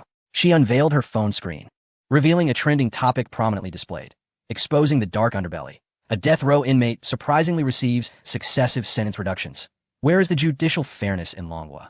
The death row inmate Jiang Yi was released on parole without any prior indication, only to be subsequently commuted to life imprisonment due to a significant invention. And a month later, he was poised to be further reduced to a fixed-term sentence. The authorities offered no explanation, as if tacitly acknowledging the occurrence of these events. This had an exceedingly detrimental impact on the judicial integrity of Longhua, raising serious concerns that warrant our vigilance. To substantiate the claim of a concealed agenda behind Jiang Yi's sentence reduction, the author even cited a case from several years prior. In Yin province, the second-generation Gua similarly submitted an invention while incarcerated to receive a sentence reduction. However, the ultimate outcome revealed that the invention was a fabricated sham concocted through connections, merely a ploy to secure his release. It is likely that Jiang Yi's case follows the same manipulative methodology. In conclusion, the author unveiled a photograph of Director Chun of the Military Academy of Shun City shaking hands with Jiang Yi. The comments from netizens below were particularly poignant. Wow. Here comes another Gua. Resisting the darkness begins with me. The pursuit of judicial fairness is of utmost urgency. Is there a shortage of such darkness in our nation? Those affluent individuals, leveraging their networks, act with impunity, leaving the common folk to suffer. Expose them, unveil them. Such individuals deserve the harshest penalties. Our nation must not tolerate the existence of these parasites. They must be driven away. Beware of being suppressed. Let us collectively share this, ensuring it remains at the forefront of trending topics. We must report them. There must be no escape from justice. The online community is filled with outrage, and the likes on this trending topic have surged into the millions. Jiang Yi has ignited a firestorm. Though it stems from infamy, neighbors quickly began searching on their phones. Upon discovering the news, they were filled with exhilaration, as if invigorated by a surge of energy. Look at what kind of disgrace Jiang Jun has raised. I always suspected Jiang Yi's sudden reductions in sentence were due to backdoor dealings. Who would have thought your family had such connections? Who is the relative in power? Now the entire nation is aware of our factory's disgrace. At that moment, a figure appeared at the door. The neighbors quickly parted ways, exclaiming with admiration, "Director Bao, you've arrived." Director Bao nodded and, with his prominent belly, squeezed through the doorway. Upon spotting Jiang Jun and Su Ying, his expression turned frosty. "Jiang Zhen, Su Ying, your family's issues have inflicted a severely detrimental impact on the factory. Following a unanimous decision, we cannot allow your kind to remain. You are hereby dismissed." Jiang Jun trembled, incredulously asking, "What did you say?" He pointed an accusatory finger at Director Bao, angrily exclaiming, "After decades of hard work at this factory, you dismiss us over baseless slanders? Are you unaware of our situation? What connections do we have? Is this how you treat loyal employees?" Su Ying sat weakly on the ground, tears streaming down her face. "How can you bully us like this? Is there no one to oversee this?" She pounded her thigh, despair evident on her face. Director Bao, however, let out a cold laugh. "This news is spread far and wide. Could it possibly be false?" It was the president of the military academy who pulled strings for Jiang Yi's sentence reduction. With this revelation, I doubt President Chun will remain unscathed for long. Upon hearing this, the neighbors erupted in laughter. Seizing the moment, Director Bao commanded, "Stop this ruckus. Get out, get out, get out." Jiang Jun and Su Ying knelt on the ground, weeping in each other's embrace, filled with loathing for the grotesque faces before them. "Well then, if we are unwelcome here, we shall relocate." "Wait," Director Bao interrupted, speaking condescendingly. "You may move, but do not sell your house. Remember, this property was allocated to you by the factory. If you wish to leave, return the house to the factory." Jiang Jun trembled all over, pointing at Director Bao with fury and exclaiming, "You are truly heartless. It is true that the house was allocated by the factory, but others can sell theirs. Why should we be any different?" Director Bao sneered. "Others can sell because the factory turned a blind eye. You cannot sell because you are unworthy of possessing this home. Once you leave, the factory will need to thoroughly disinfect the place. Otherwise, I fear no one would wish to reside here. Enough, gather your belongings and leave. I have no time to waste with you." Jiang Jun, overwhelmed by anger, clutched his chest and gasped for breath. Director Bao, unrelenting and aggressive, declared, "Don't play dead in front of me. Bring a few men and throw him out. There is no need for sympathy for such scoundrels." A few men immediately stepped forward, seizing Jiang Jun's limbs to eject him. At that moment, Su Ying's phone rang. In her flustered state, she accidentally activated the speakerphone, and a robust voice came through. "Hello, is this Su Ying, the mother of designer Jiang Yi? Good day. I am the secretary to the governor of Liaoning province. May I ask if you are at home?" Su Ying was taken aback and quickly replied, "If you are here regarding Jiang Yi's scandal, there is no need." The voice on the other end paused abruptly, then laughed. "We are indeed here concerning Jiang Yi. Please stay at home. We are on our way." After hanging up, the room fell silent as everyone exchanged glances. The governor of Liaoning province was coming to the Jiang residence?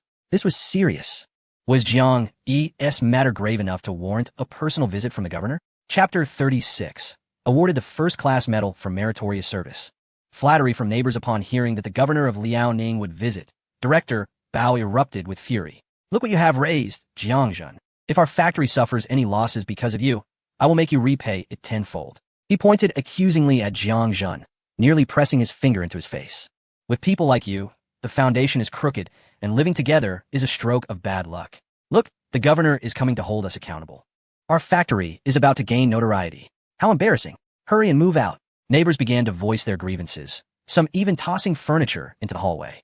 Witnessing such cold-heartedness from those he had lived with for decades, Jiang Jun's expression turned ashen. "You are driving us to the brink." Just then, a cacophony of firecrackers erupted from downstairs, followed by the resounding beat of drums. Curious neighbors rushed to the window, only to see several black cars and a dozen military vehicles trailing behind a group of musicians, slowly approaching. A throng of reporters rushed to secure prime positions. Amidst the astonished gazes of the crowd, the vehicles came to a halt beneath the Jiang residence. A multitude of soldiers disembarked from their vehicles, swiftly assuming a state of vigilance. The employees of the machinery factory predominantly resided in this community, comprising thousands of households. At that moment, everyone had just finished their evening meals and were preparing for a leisurely stroll. A considerable crowd had gathered downstairs, curiosity piqued by the unexpected military presence. What was happening? Why had so many soldiers suddenly arrived? Was there an incident involving someone as family? Surely there was a cause for celebration. Oh, do you see what those soldiers are holding? Is that a plaque? Dozens more soldiers emerged from the military vehicles, unfurling a massive banner that read, "Ceremony for the bestowing of the First-Class Merit Award." Two gallant soldiers cradled a grand plaque in their hands, their faces solemn as they descended the stairs. Inscribed upon the plaque were 6 gilded characters: home of a first-class meritorious person. Journalists trained their cameras on the plaque and commenced a live broadcast. Greetings to our viewers. This is Liaoning Provincial Television, bringing you a report on the ceremony held by the Northern Theater Command and Liaoning Province leaders to present the plaque to the parents of first-class meritorious person Jiang Yi. Shenyang Television is here to provide you with the latest updates. Jiang Yi from Shenyang has been awarded the first-class merit medal in a decade. Observing the overwhelming spectacle, neighbors densely surrounded the area beneath the Jiang residence. Upon hearing the reporters' accounts, they collectively gasped in shock. What? A first-class meritorious person had emerged from Shenyang? In our community? This could not be true. How could someone from our neighborhood possibly achieve such an honor? The individual in question was a certain Jiang Yi, but who could that be? Are you foolish? There is only one family named Jiang in our community. Are you implying that Jiang Yi is the son of Jiangjin, the one who is imprisoned? As several sharp-eyed neighbors recognized the name on the plaque, incredulity washed over their faces, causing some to stagger as if about to collapse. Director Bao furrowed his brow, expressing his discontent. What a lack of composure. What on earth has transpired? He approached the window to gaze outside. In the next moment, bang! Director Bao fell to the ground, cold sweat cascading down his forehead. A first-class merit? He clung to the window sill, struggling to rise. Impossible. Jiang Yi is a death row inmate. How could he possibly be awarded a first-class merit? Liang Mi trembled as she echoed. There must be some mistake. Yes, it must be a case of mistaken identity. They must have come to the wrong place. Director Bao felt his mouth dry. Stammering, it must be, at this juncture, he abruptly silenced himself. If it were an ordinary achievement, he would certainly suspect foul play. Yet, with such a grand display today, so many soldiers, and the plaque for a first-class meritorious person, which nefarious scheme would dare to flaunt itself so brazenly? Moreover, if the Jiang family indeed possessed such connections, who would dare to bully them? Several neighbors hurriedly gathered around Jiang Jun and Su Ying, their faces adorned with forced smiles as they assisted the couple to their feet. Oh dear, it's all a misunderstanding. We've been colleagues and neighbors for so many years. How could we truly wish you any harm? One neighbor exclaimed. Why, my mischievous son used to play with Jiang Yi when they were young. Our families are intertwined. Another chimed in, speaking of which, Jiang Yi has reached the age of matrimony. What do you think of my daughter? Hold on, my daughter has just graduated from Huaqing University. She is truly worthy of Jiang Yi. A voice interjected. And look at your family. You resemble a Tyrannosaurus. How dare you even suggest it? The neighbors were engaged in a comical tug-of-war, nearly coming to blows. Meanwhile, Jiang Jun and his wife stood together, their expressions icy, finally perceiving the true colors of their neighbors. Director Bao approached, rubbing his hands with a smile. Jiang Jun, you have served in our department for many years and have made significant contributions. Our department cannot function without you. I have decided that you will be the designated recipient of this year's Departmental Excellence Award. He leaned in closer, whispering in Jiang Jun's ear, when you find success. Don't forget your old buddy Bao. Get lost. I never want to see you again, Jiang Jun shouted, prompting the group to reluctantly retreat to the entrance. Yet they lingered in the hallway, unwilling to depart. Among the crowd, Liang Mi's eyes darted about, lost in her own thoughts. The sound of footsteps echoed in the hallway, and soon, several individuals entered the Jiang household. A middle-aged man clad in an official jacket stepped forward, his eyes lighting up upon seeing Jiang Jun.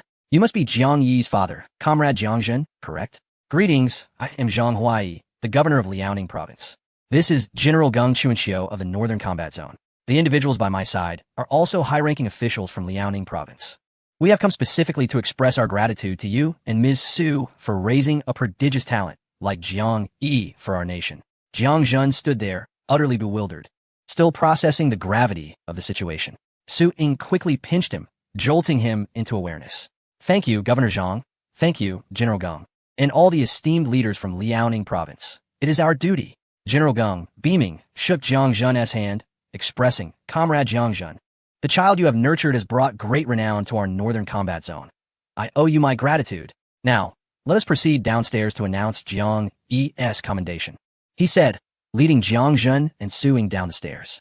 The neighbors and Director Bao stood frozen, not daring to breathe. their eyes glued to the departing group as they hastily followed. Soon, Jiang Zhen and Su Ying were invited onto a makeshift stage. Zhang Huai and Geng Chunxiu joined them.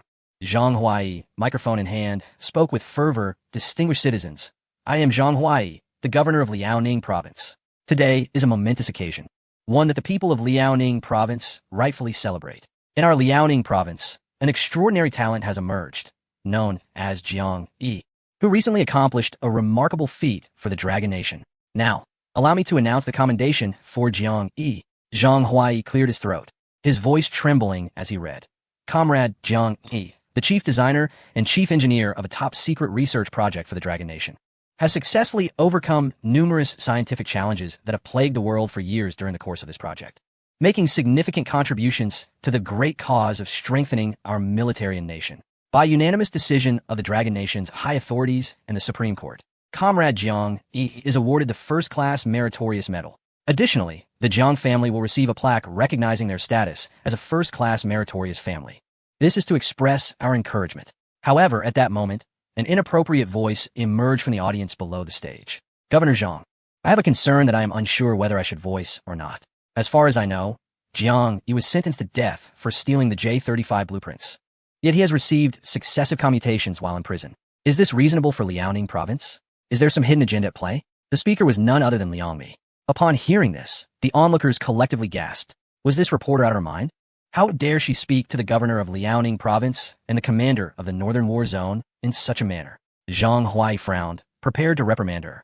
But upon noticing the cameras aimed at him, he stifled his dissatisfaction. Not only was Liang Mi's camera broadcasting live, but they had also requested all media outlets to cover the event live in order to build momentum for Jiang Yi. Any impulsive action that could be detrimental to the Dragon Nation would only backfire. Surely, this audacious reporter understood this, which is why she felt so brazen. On the surface, Liang Mi appeared calm, yet internally she was in turmoil. The Eagle Sauce intelligence agency had been communicating with her through her earpiece since earlier. Her family had long been sent to enjoy a life of comfort under Eagle Sauce, yet now they had become leverage for manipulation against her. Even though she knew that this course of action would undoubtedly lead to her capture by the Dragon Nation, she felt utterly powerless. At that moment, she had become a pawn. As a result of Liang Mi's inquiry, a tremendous wave surged through the internet. Numerous posts were simultaneously shared and circulated by private accounts, all bearing strikingly similar titles. Shocking. The first-class meritorious individual is actually a death row inmate.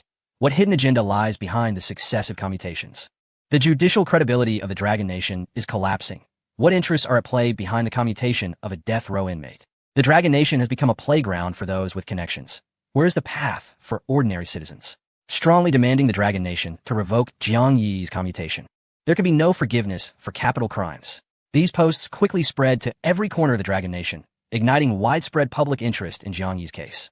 Some internet experts swiftly researched Jiang Yi's background, fueled by righteous indignation as they posted the reasons for his imprisonment online.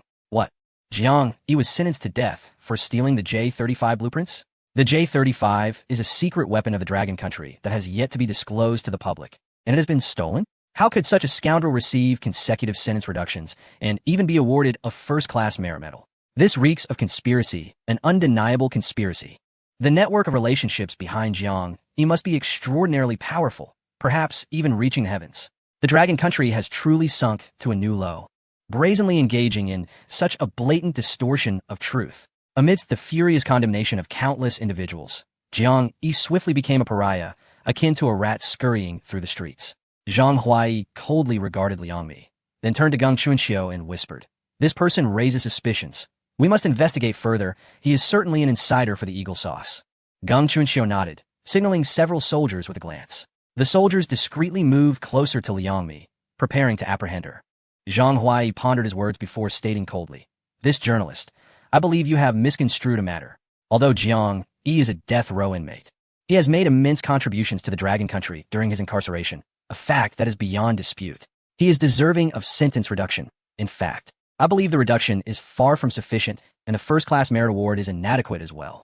However, the projects he has developed are classified and cannot be disclosed to the public. Yet, this does not grant you the liberty to indiscriminately slander the meritorious individuals of the Dragon Country." Zhang Huai's gaze was sharp as he fixed his eyes on Liang Mi, emphasizing each word. "I advise you, The realm of public opinion and the internet is not a lawless territory. It is not a place where traitors of the Dragon Country, like you seeking personal gain, can roam freely. At that moment, a soldier presented a document to Zhang Huai. He glanced at the document and let out a cold smile. This is the evidence of your collusion with the Eagle Sauce. Do you require me to read it aloud in public? Liang Mi's face turned ashen. Yet she defiantly retorted, what classified project? Isn't it merely your interpretation? Geng Chunxiu, however, smiled and said, very well, I have just consulted the higher-ups, and they have agreed to declassify the project.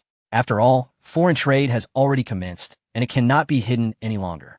Upon hearing this, Zhang Huai's eyes brightened. Let us use this information, originally deemed classified, to restore Jiang Yi's reputation. Ladies and gentlemen, I bring forth good news. Just moments ago, the official website of the Supreme Court of the Dragon Country announced a piece of news. The military academy of Shun City has conquered the technology for manufacturing satellite killers. Comrade Jiang Yi, as the principal responsible party for the project, has been awarded a first-class merit medal, and, due to his significant contributions, his death sentence has been commuted to a fixed-term imprisonment of 80 years. He turned to Liang Mi and coldly inquired, now, the rumors you have disseminated shall crumble under their own weight. Upon hearing this, the viewers of the live broadcast suddenly came to a realization, only to be followed by a profound shock. It turns out that the irrationality behind Jiang Yi's consecutive sentence reductions and the awarding of first-class merit was orchestrated in this manner. Countless netizens were likewise astonished. Satellite killer? In recent days, reports of a meteor shower have emerged, leading to speculation that it might actually be debris from a destroyed satellite. No wonder Jiang Yi was awarded first-class merit. It effectively blinded the enemy's surveillance over Long Country. Not to mention the recent revelation of the impoverished anti-missile system by the Eagle Nation, which was shot down almost immediately after its announcement, resulting in significant embarrassment. In light of these unsettling thoughts, netizens reacted with fervor, condemning those who had posted disparaging comments. How dare they post without understanding the facts? They nearly harmed a hero of Long Country. What ulterior motives do these individuals harbor? I suspect they are operatives from the Eagle Nation or the Western Alliance. Fellow compatriots, let us rally against them. In an instant, the internet became a battleground, and the slanderous posts against Jiang Yi were drowned in a sea of public outrage. Jiang Zhen and Su Ying stood in disbelief, grappling with the reality that their son had orchestrated such a momentous event from behind bars. Indeed, the Jiang family has achieved a remarkable legacy. Su Ying gazed tenderly toward the military prison in Shun City, her eyes betraying her worry. Zhang Huai, perceiving her concern, quickly reassured her. Ms. Su, there is no need for alarm. Jiang, you will surely be released soon. He remains incarcerated solely because the case is yet to be resolved and the true culprits have not been identified. Once the truth comes to light, Jiang Yi will be exonerated. With tears in her eyes, Su Ying nodded in agreement. Meanwhile, several soldiers seized the opportunity to ambush Liang Mi and the cameraman, tackling them to the ground. You are suspected of disturbing the order of Long Country and betraying its interests. You are under arrest. As Liang Mi and the cameraman pleaded for mercy, Zhang Huai smiled subtly and turned to Jiang Zhen and Su Ying. I was interrupted earlier. Allow me to continue. In light of Comrade Jiang Yi's significant contributions to Long Country, the higher-ups in Liaoning Province have unanimously decided to provide you with some material compensation. He produced 2 keys from his pocket. This one is for a villa in the Emerald Garden community in the city center. This one is for an apartment in the Northern Combat Zone family complex. While it is not a villa, it is still a spacious flat of over 200 square meters. Which would you prefer? Upon hearing this, Jiang Zhen and Su Ying were momentarily taken aback, while their neighbors gaped in disbelief. Emerald Garden? That is a luxurious community in the city center, with a price tag of 40,000 per square meter. Just the villa alone is valued at over 10 million. And as for the Northern Combat Zone family complex, it is not merely a matter of wealth. One requires connections and influence to gain residence there. The envy in their neighbors' eyes was palpable, as they longed to seize those keys for themselves. These 2 communities are symbols of power and status. Who wouldn't be regarded with greater esteem by residing there? In contrast to ordinary residential communities where security personnel often degrade into toothless old men, and property management becomes neglectful, fleeing at the first sign of trouble, these 2 neighborhoods are managed by the finest property services in the nation, demonstrating remarkable responsibility. Remarkably, in the Northern Combat Zone family compound, armed soldiers stand guard at the entrance. Both communities also boast prestigious kindergartens with exceptionally strong teaching staff. As I reflect on this, I sense the neighbors' envy bubbling beneath the surface. Why should this be? We are all colleagues from the same machinery factory. What grants the Jiang family such superior housing? Surely, Even first-class merit does not warrant this? As if sensing the neighbor's thoughts, Zhang Huai smiled and remarked, in comparison to Jiang Yi's contributions to our nation, this sum is insignificant. He has earned every bit of it. However, as he is currently serving his sentence, we can only deliver the rewards to the Jiang family. Upon hearing Zhang Huai's words, Jiang Zhen and Su Ying were moved to tears, expressing their gratitude repeatedly. After considerable discussion, Jiang Zhen shyly stepped forward, saying, "Let us choose this residence in the Northern Combat Zone family compound." Upon hearing this, Geng Chuanxiu clapped his hands in delight. "Wonderful. Rest assured, your safety will be guaranteed at the Northern Combat Zone family compound. With your safety assured, Jiang, he can devote himself wholeheartedly to serving our nation. I shall have arrangements made for your luggage immediately." After a brief wait, Zhang Huai and Geng Chuanxiu departed with their team, leaving the Jiang household bustling with excitement. Almost all the neighbors gathered at the Jiang residence to extend their congratulations. "Congratulations, Jiang Zhen. Your family has truly soared to new heights. I always said, Jiang, you had a bright future, and look, it has come to pass. Such a grand plaque hanging at your door. How impressive. Su Ying, we have shared a long-standing relationship. Let us not forget one another in the future." Jiang Zhen and Su Ying, still in a daze from the dramatic shift in their lives, offered perfunctory responses. It wasn't until nearly 9 o'clock at night that the neighbors reluctantly took their leave. Meanwhile, Jiang Yi had returned to the military prison in Shanshi to continue serving his sentence. Reports of meteor showers have emerged from multiple regions. According to reliable sources, the phenomenon is attributed to the long-overdue maintenance of Musk's Starvale satellite, resulting in numerous falls. Citizens are advised to remain calm. Shockingly, the U.S. Consul EP and Musk, chairman of X Corporation, engaged in an online feud, exposing each other's scandals to global astonishment. Multiple countries have approached our nation, requesting military sales to maintain regional security, leading to an influx of arms orders for our country. In other news, the White Elephant has declared the Jiangnan region as its own and has engaged in physical conflict with our soldiers. Jiang Yi reclined on the soft bed in cell number 4, stretching luxuriously. Life in prison had its merits, devoid of unnecessary complications. Glancing at the sentence reduction notification in his hand, a faint smile graced his lips. Due to the significant scientific achievements made during his incarceration, and with unanimous approval from the higher echelons of the Dragon Kingdom, Jiang Yi's sentence has been commuted to 80 years of fixed-term imprisonment. His arduous efforts over such a prolonged duration have not been in vain. He has finally attained what he desired, from a death sentence to life imprisonment. And now to an 80-year fixed term, he can continue to seek further reductions until he is exonerated. Yet, he soon sighed helplessly. Even though he successfully developed military technology as formidable as the Golden Crow, his conviction remains unrefuted, limiting his sentence reduction to a gradual process. Nevertheless, this is quite favorable, as he is no longer in imminent peril. At that moment, Warden Wang Zhen and several subordinates appeared outside cell number 4. He regarded Jiang Yi with a look of admiration, relieved that he had not acted impulsively to execute him, which led to the subsequent events that unfolded. It seems his daughter, Wang Shanshan, also harbors some affection for this young man. However, he dismissed the thought. After all, Jiang Yi is still a convict, and such revelations would invite scrutiny. Nevertheless, this young man possesses remarkable talent, far superior to Huang Mao. Yet, Wang Shanshan has been exceptionally admitted to the Supreme Court. Jiang Yi is simply not her match. Wang Zhen shook his head, casting aside those chaotic thoughts, almost forgetting the matter at hand. Xiao Jiang, I have good news and bad news. Which would you prefer to hear first? Jiang Yi smiled faintly. The good news. Wang Zhen chuckled in response. The good news is that the higher-ups have ordered the Supreme Court to reopen the investigation into your wrongful imprisonment. While saying this, a tumultuous wave surged within him. The fact that Jiang Yi could elicit such attention from the higher-ups underscores his significance in their eyes. Really? That's wonderful. Jiang Yi's expression brightened as he abruptly sat up from his bed. With the higher-ups advocating for him, the Supreme Court would likely not dare to treat the matter lightly. The circumstances surrounding his wrongful imprisonment would soon be revealed. However, after delivering the good news, Wang Zhen's expression suddenly turned grave. Now we must discuss the bad news. Jiang Yi's smile faded, and he asked solemnly, what is the bad news? Li Chui, after being apprehended, was detained in a holding cell. But last night he was murdered by a fellow inmate before we could even interrogate him. Suspiciously, the inmate committed suicide immediately after the act, severing any potential leads. Wang Zhen's voice grew increasingly cold. We strongly suspect that this was an assassination orchestrated by agents from the Eagle Country. To ensure your safety, the defensive forces at the military prison in Shun City have been tripled. Rest assured. Bang! Jiang Yi's fist struck the wall of his cell with tremendous force. If only he could extract a confession from Li Chui, his name would be cleared, and he could be freed. Yet, fate had played a cruel trick.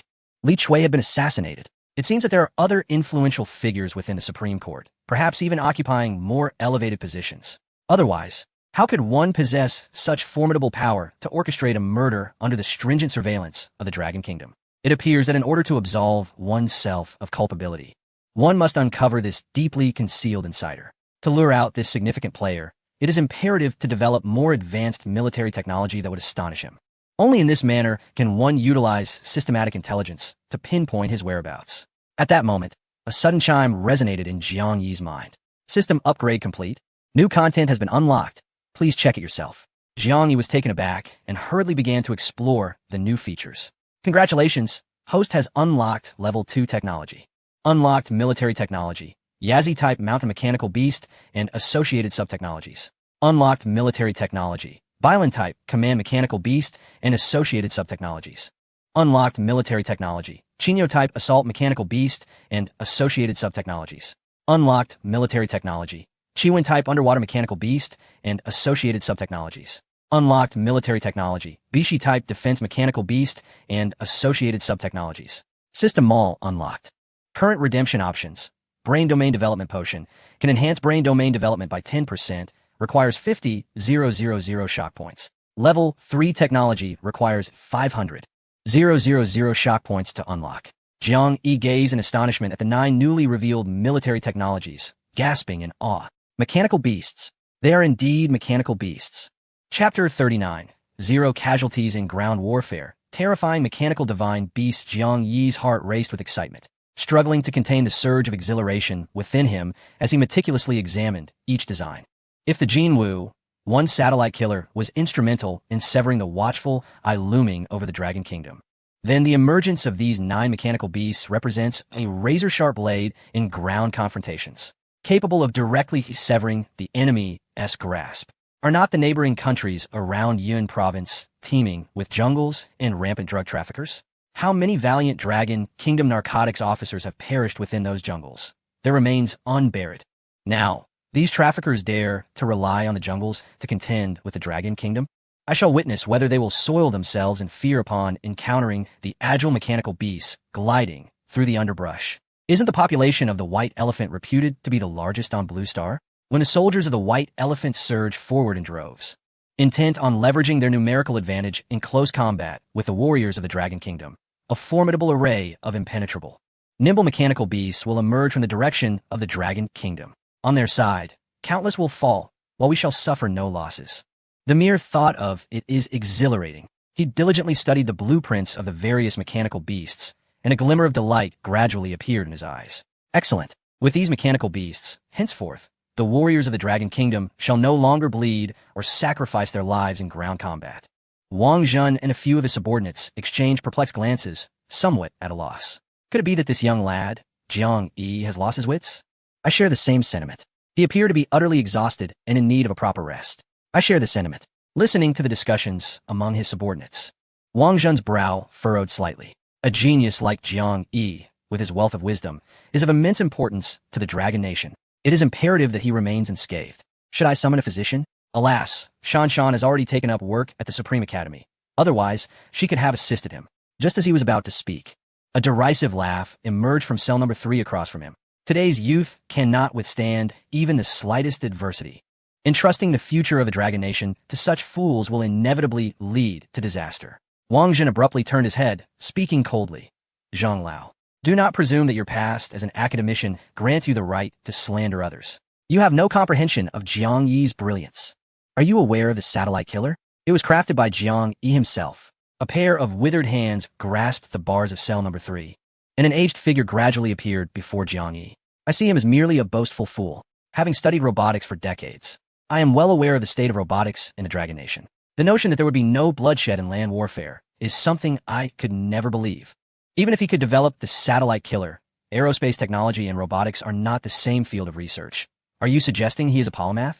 Jiang Yi frowned slightly, casting a glance at the elder Zhang. Wang Zhen hastily clarified. This Zhang Lao was formerly an academician at the Supreme Academy. He is a good person, but far too eager for quick results. In his quest to acquire the blueprints for the mechanical dog from the Eagle Sauce Lobster Company, he betrayed Dragon Nation's secrets. only to be outmaneuvered by the Eagle sauce, ultimately failing to obtain the blueprints and landing himself in here. How pitiful, how tragic. Jiang, he let out a cold laugh, refusing to indulge Zhang Lao, and directly retorted, Zhang Lao, you claim there would be no bloodshed in land warfare. That is a sign of your ignorance. Just because the Dragon Nation lacked it in the past does not mean it will in the future. Moreover, a polymath? A true genius embodies the essence of a polymath. Otherwise, they are merely specialists. Coincidentally, I have just designed 9 blueprints for mechanical beasts. Would you care to lend your discerning eye? Warden, could you bring me some A3 paper? Wang Zhen was taken aback, suddenly feeling a sense of familiarity with this scene. He recalled that the last time, Jiang, he had also requested a few sheets of paper to sketch the groundbreaking Jinwu blueprint. He quickly signaled to his subordinates to fetch paper and pens and carefully handed them to Jiang Yi. Jiang Yi smiled slightly, turning back to his desk, and began to write furiously. Zhang Lao snorted dismissively, mocking, You think you can design mechanical beasts, let alone 9? If you truly manage to draw them, I will headbutt a wall. Do you genuinely believe mechanical beasts are as common as cabbages? Ignoring Zhang Lao's derision, Jiang Yi continued his work with increasing speed, as if thought were unnecessary. After a little over 10 minutes, he had meticulously rendered 9 blueprints. He handed the drawings to Wang Zhen, instructing him to deliver them to old Zhang. Zhang, with a dismissive attitude, took the blueprints and cast a fleeting glance. Yet, that single glance ignited a spark in his eyes. How could there exist such intricately designed mechanical beasts in this world? A creature wielding a plasma lightsaber, impervious to destruction? A running speed of 220 kilometers per hour. Was this a sports car? Concealed within it were 100 cluster missiles, capable of intelligently seeking out and obliterating all enemy targets within a 3-kilometer radius? An all-terrain cloaking device that could evade any detection method? Each of the 9 mechanical beasts had its unique focus, and there was even an ultra-heavy beast dedicated to defense. Terrifying, truly terrifying. If these mechanical beasts could be developed, how formidable would Longwood become in urban warfare, jungle combat, and mountain battles? No, something was amiss. While these designs appeared exquisite, each represented a challenge that the world currently struggled to conquer. Such creations were absolutely beyond the reach of contemporary technology. He frantically flipped through the blueprints, his eyes widening with each page, until he suddenly halted, as if struck by a thought. Old Zhang lifted his gaze and scoffed, saying, What can only be presented on paper is merely empty talk. Do you believe that by sketching a few seemingly feasible designs, you can deceive my discerning eyes, which have scrutinized countless blueprints? If you think you can intimidate me with such nonsense, you are dreaming. Jiang Yi smiled faintly and retrieved the blueprints. Whether you believe it or not is inconsequential. I shall demonstrate to you, through undeniable evidence, what true genius entails.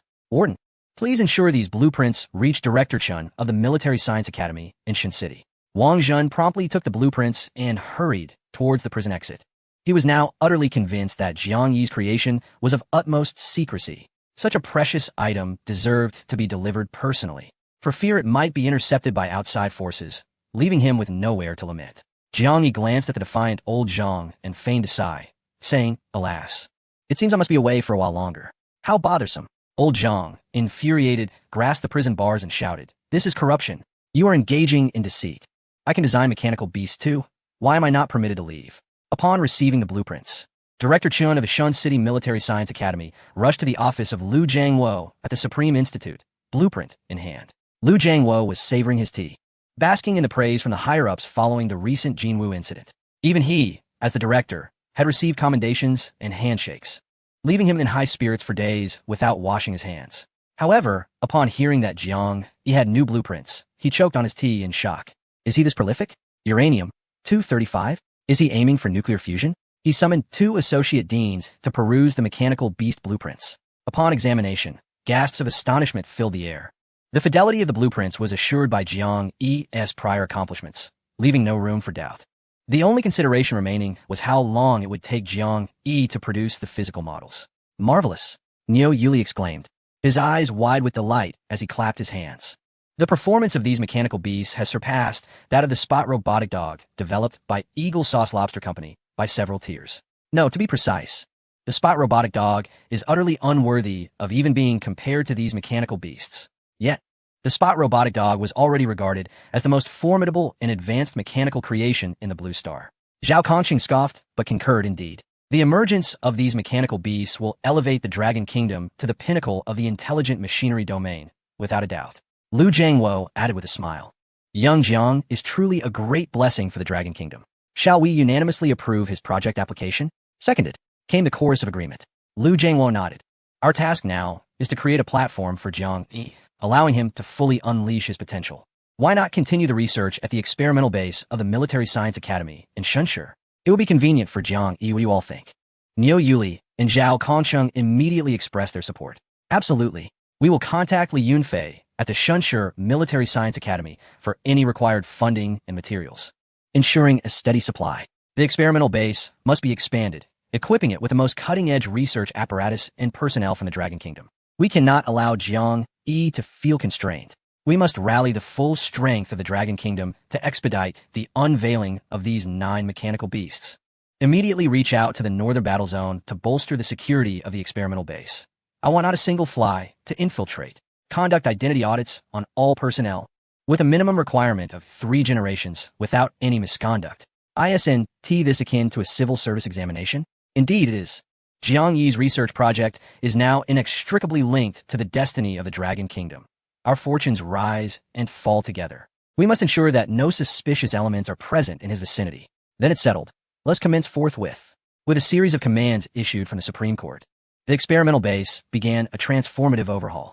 At the Shunshi Military Science Academy's experimental base, Li Yunfei had been enduring a rather distressing time, living in constant fear of having his identity as an insider for Eagle Sauce discovered. The scrutiny of staff had reached an almost obsessive level, with interrogations occurring thrice daily, probing even into his choice of undergarments. Fortunately, Dean Shun would often intervene during these inquiries, assigning him other menial tasks, which allowed him to endure the past few days. Dam Biangi, if it weren't for his secretive projects, would I, the distinguished director of the equipment department, be subjected to such torment? Yet with new projects emerging, perhaps I could once again solicit funds from Eagle Sauce. However, the higher-ups are showing a significant interest in the blueprints. They merely passed through Dean Shen's hands, and I remain oblivious to their contents. It is best to wait for Jiang Yi to arrive before inquiring further. He is far more amenable to persuasion than Dean Shun. With this thought, Li Yunfei clenched his jaw and called out to the dozen or so workers around him, urging them to expedite the delivery of supplies, as General Jiang would soon require them. The workers immediately intensified their efforts, facing an experimental base that had expanded threefold. Within the vast expanse of tens of thousands of square meters, an array of cutting-edge research and mechanical apparatus stood tall, to facilitate Jiang Yi's future development of super-heavy equipment. The Supreme Institute had even outfitted the facility with a colossal gantry crane weighing several tons, typically reserved for the construction of aircraft carriers and nuclear facilities. Countless personnel scurried about like ants, with a primary focus on the intelligent machinery research area. Before long, several armored vehicles appeared at the entrance of the base. Jiang Yi emerged from the vehicle, immediately surrounded by over a dozen vigilant soldiers. These elite members of the Longya Special Forces had been dispatched specifically to ensure Jiang Yi's safety, underscoring the high regard in which he was held by the upper echelons of Long Country. Upon seeing Jiang Yi arrive at the experimental base, all personnel promptly gathered around him. Jiang Yi smiled faintly, eschewing any formalities, and declared, I hereby announce the commencement of the Yazi-type mountain mechanical beast research project. Director Li, please join me. Li Yunfei was momentarily taken aback, but then elation surged within him. Jiang Yi's immediate acknowledgement felt as though he was being treated like an insider. This would undoubtedly enhance his opportunities for intelligence gathering. Eagle Sauce, just wait. This time I'll secure the funds. With this thought, Li Yunfei eagerly followed suit. General Jiang, please do not hesitate to let me know if you require anything. I assure you that I will accomplish the task. Jiang Yi regarded Li Yunfei with a complex expression. Nodding slightly, this man remained quite naive. Yet perhaps his simplicity was a blessing. It may have shielded him from being assassinated by Eagle Sauce. It was precisely because of his naivety that Jiang Yi felt at ease transmitting false information to Eagle Sauce. Director Li, for this material transport, I require 100 tons of Xuanwu alloy as the primary material for the mechanical beast. Li Yunfei hastily took note, though inwardly he was cursing. 100 tons of Xuanwu alloy amounted to a staggering sum. However, with the backing of the Supreme Institute, no amount of money would be unattainable. He felt as though he had struck gold overnight. The Military Science Academy of Shunshi had languished in poverty for so long. Yet because of Jiang Yi, it seemed he could procure anything he desired. Isn't it just a satellite killer? Must it be so extravagant? I will also need 500 kilograms of uranium-235, 3 tons of cobalt alloy, and 15 tons of antimony alloy. Brother, we have developed such a strong rapport. Allow me to share a little secret with you. At this point, Jiang Yi pulled Li Yunfei closer and whispered, "This secret is for your ears alone. Please do not let it slip." Li Yunfei nuda rapatadli, his eyes gleaming with excitement. "Rest assured, dear brother, I shall never betray you." Jiang Yi nodded and quietly remarked, "If uranium-235 is immersed in sulfuric acid within a circular container for 3 days, a novel material known as uranium-999 can be obtained. Perhaps uranium-999 will enable us to transcend the shackles of nuclear fusion." "Oh, I've noted that down," Li Yunfei replied, grinning foolishly, as if he envisioned a myriad of eagle coins beckoning him. Observing Li Yunfei's expression, Jiang Yi chuckled, contentedly patting his shoulder before entering the research facility. "Do well, for without this project, you would truly be at a loss." After parting ways with Jiang Yi, Li Yunfei retreated to a corner to begin sending messages. Meanwhile, Powell, the director of the Eagle Intelligence Agency, was instructing his subordinate, Annie, on how to administer artificial respiration. Suddenly interrupted by incoming messages, he sprang to his feet in a fit of rage. "If I discover who this is, I shall ensure they meet a dire fate." He opened his phone, only to gasp in disbelief. "My goodness, this Jiang, he must be a monster." Just as the matter of the Golden Crow concluded, he has already embarked on a new project. However, this low-level informant has acted swiftly to relay the formula information to me. "Prepare the vehicle. I must head to the White Hall." Chapter 41. Let the White Elephant witness the wrath of retribution. In the White Hall within the main office, Apis sat behind his desk, vigorously shaking his chair in an attempt to recover from the anguish of the satellite's mass destruction. He had been plagued by nightmares, visions of a golden bird descending from the heavens and reducing him to ashes. In desperation, he had even visited the church several times, donating tens of millions. Yet to little effect. Just then, Powell burst into the office. Apis nearly toppled from his chair in shock. "Damn it, Powell. I warned you that if you continue to enter without knocking, I shall dismiss you from your position."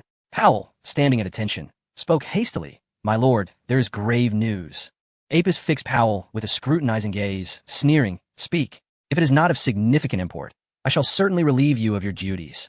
Despite his words, a sense of foreboding settled within him. Could it be news from the Dragon Kingdom once more? Surely not.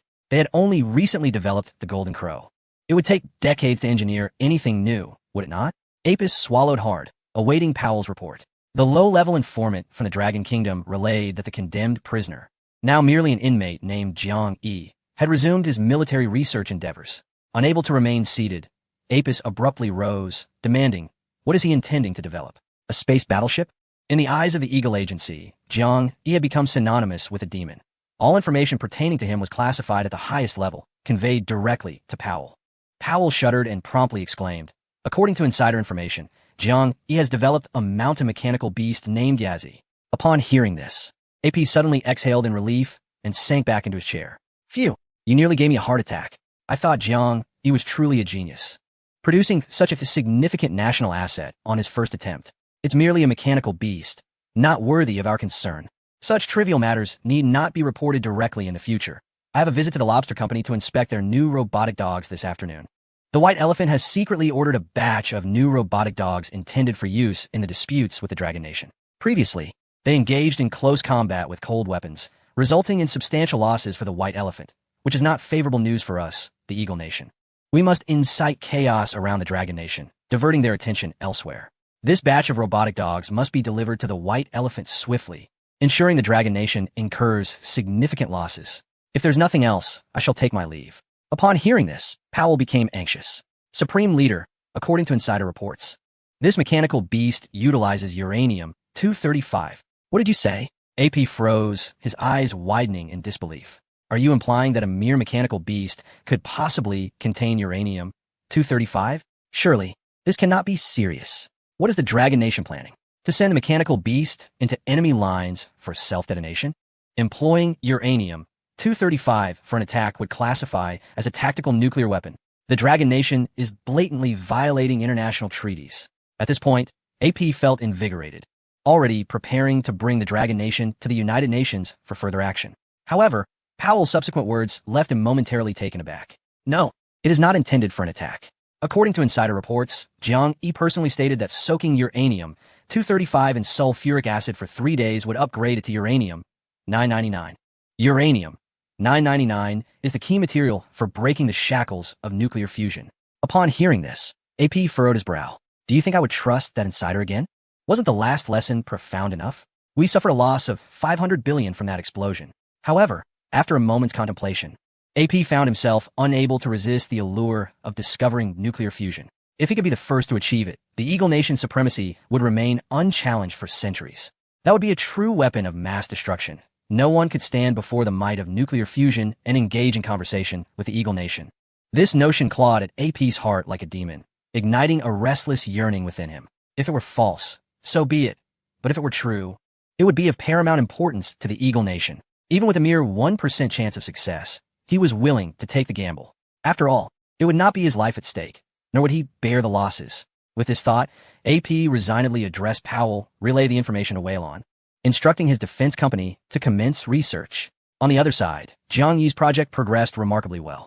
With the assistance of numerous top-tier researchers and cutting-edge equipment, he swiftly created the first Yazi-type ground mechanical beast. Although referred to as a mechanical beast, this particular Yazi was unlike any other on the market. Its body, resembling a bronze-hued chimera with a jackal's body and a dragon's head, was entirely forged from Xuanwu alloy.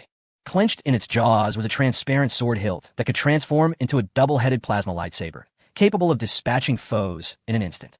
Multiple plasma thrusters along its spine could propel it to speeds exceeding 200 kilometers per hour in the blink of an eye. Its four bionic hooves, mimicking those of a rock goat, allowed it to traverse vertical cliffs with ease, further equipped with anti-gravity pads, enabling it to adhere to rock surfaces. The tail was fitted with a trident chain whip, which would cleave enemies in two with a sweeping motion. Witnessing this murderous machine, the onlookers collectively gasped in astonishment.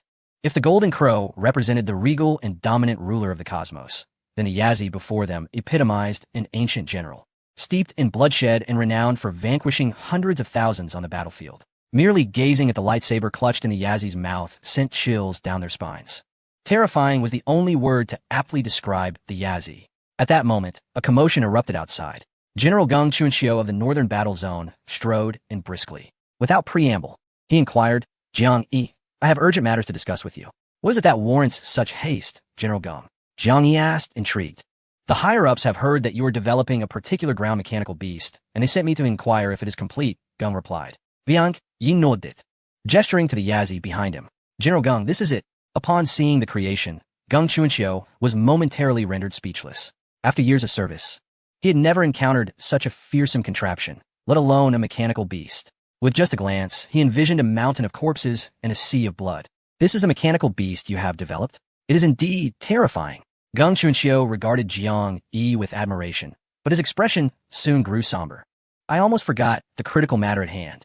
We have received word from the Western Battle Zone that the White Elephant has acquired a batch of formidable machine dogs from the Americans. These machine dogs have been deployed in the ongoing disputes with the Dragon Kingdom, resulting in significant casualties among our soldiers. I have come seeking your assistance. Is this mechanical beast combat ready?" Jiang Yi smiled enigmatically and affirmed, "Indeed, it is more than ready." Chapter 42. The White Elephant's Provocation and the Sinister Javelin Machine Dogs in Jiangnan at the temporary command center of the 5th Regiment in the Western Battle Zone. The makeshift medical facility was overwhelmed with injured soldiers, their cries of anguish echoing incessantly. Battlefield doctors and nurses were frantically attending to the chaos. Yet new casualties continued to arrive. "Colonel Gu, please stop sending more patients. The medical facility is at capacity. If this continues, we truly will not be able to cope." A blood-soaked surgeon, his face etched with urgency, shouted desperately at a middle-aged man beside him. Colonel Gu, his brow furrowed, surveyed the endless stream of wounded arriving, his heart heavy with despair. They had been stationed in Jiagu, standing against the White Elephant Army for over 3 years.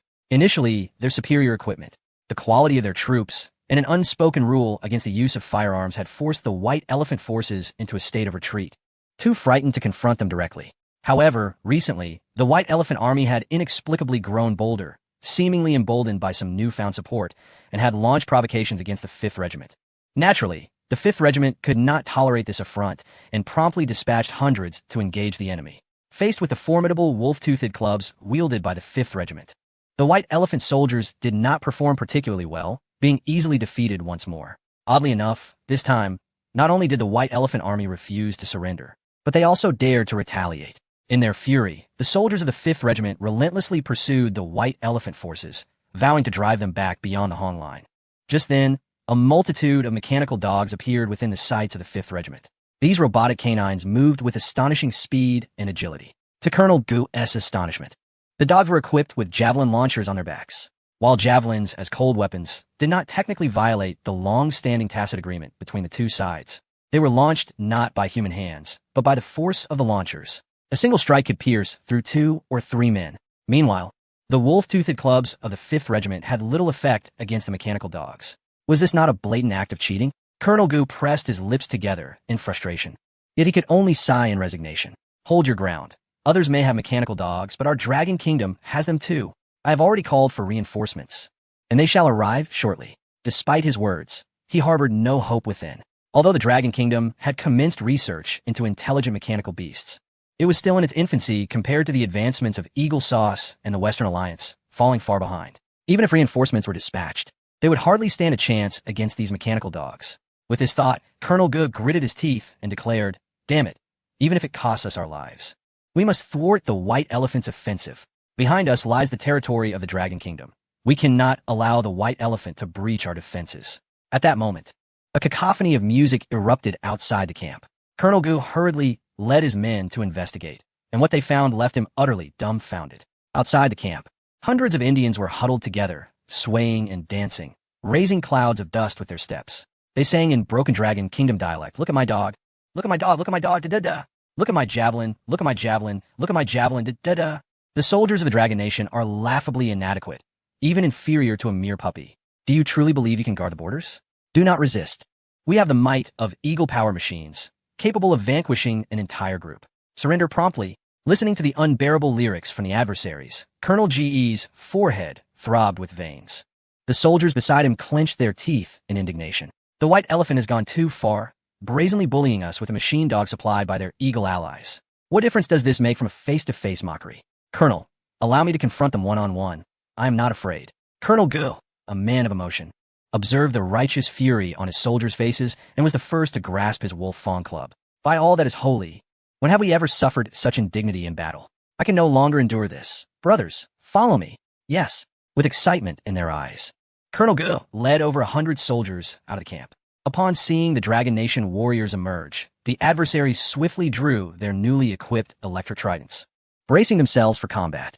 This electric trident was specially crafted by a domestic company in the White Elephant to gain an advantage in cold weapon confrontations with the Dragon Nation. It is said that this trident, inspired by the weapons of Shiva, can unleash over 1,000 volts of high-pressure electricity and even strike from a distance. It is a sophisticated weapon, prepared for any range. The adversaries wielded their tridents, appearing as formidable as characters from superhero film. In contrast, the Dragon Nation warriors, equipped with riot shields in their left hands, wolf-fawn clubs in their right, and electric guns at their waists, were equally well armed, with the equipment being relatively comparable. The true test lay in the practical combat skills of each soldier. At Colonel Ge's command, over 100 soldiers charged angrily towards the vastly outnumbering adversaries. The clash was immediate and fierce, the sounds of metal striking metal, roars, and screams echoing into the sky. However, under the superior combat prowess of the Dragon Nation soldiers, the adversaries soon fell into disarray. As the Dragon Nation warriors relentlessly pursued them, the adversaries fled in terror, scattering like frightened birds and forgetting to reclaim their sound equipment. They had first-hand experience of the wrath of those wolf-fawn clubs. A mere brush could injure, a direct hit could kill. Fearing for their lives, they ran with all haste. Bang! Colonel Gu shattered the sound system, silencing the cacophony of music. Do not pursue the fleeing enemy. Return. The soldiers, bloodied yet exhilarated, exchanged tales of their triumphs. I took down 8 of them. How many did you defeat? Only 8? I incapacitated over a dozen myself. One could only wonder what audacity fueled their insolence to provoke us. Were they truly tired of living? Just as the soldiers engaged in spirited conversation, a sudden, synchronized sound of marching footsteps echoed from the direction of the adversary's retreat. Hearing this, Colonel Ge's eyes widened in alarm, and he turned to shout, "Take cover!" Yet his words came too late. In the next moment, dozens of javelins whistled through the air, viciously piercing the bodies of over a dozen soldiers. No, Colonel Ye, struggling to contain his grief, commanded his men to carry the wounded back to the camp. The enemy had soaked their javelins in the Ganges for several days to enhance their lethality. It could be said that these javelins were not the most deadly aspect. Rather, it was the multitude of viruses attached to them. They were nothing short of biological weapons. In recent days, the number of injured suffering from various bizarre ailments had surged dramatically. The potency of the Ganges water was evident. He felt an overwhelming urge to draw his firearm and transform those mechanical hounds into a beehive, yet he suppressed it with great effort. The unwritten rule in Jiagu was to refrain from using any firearms. He could not allow his selfish desires to plunge Long Country into a passive position.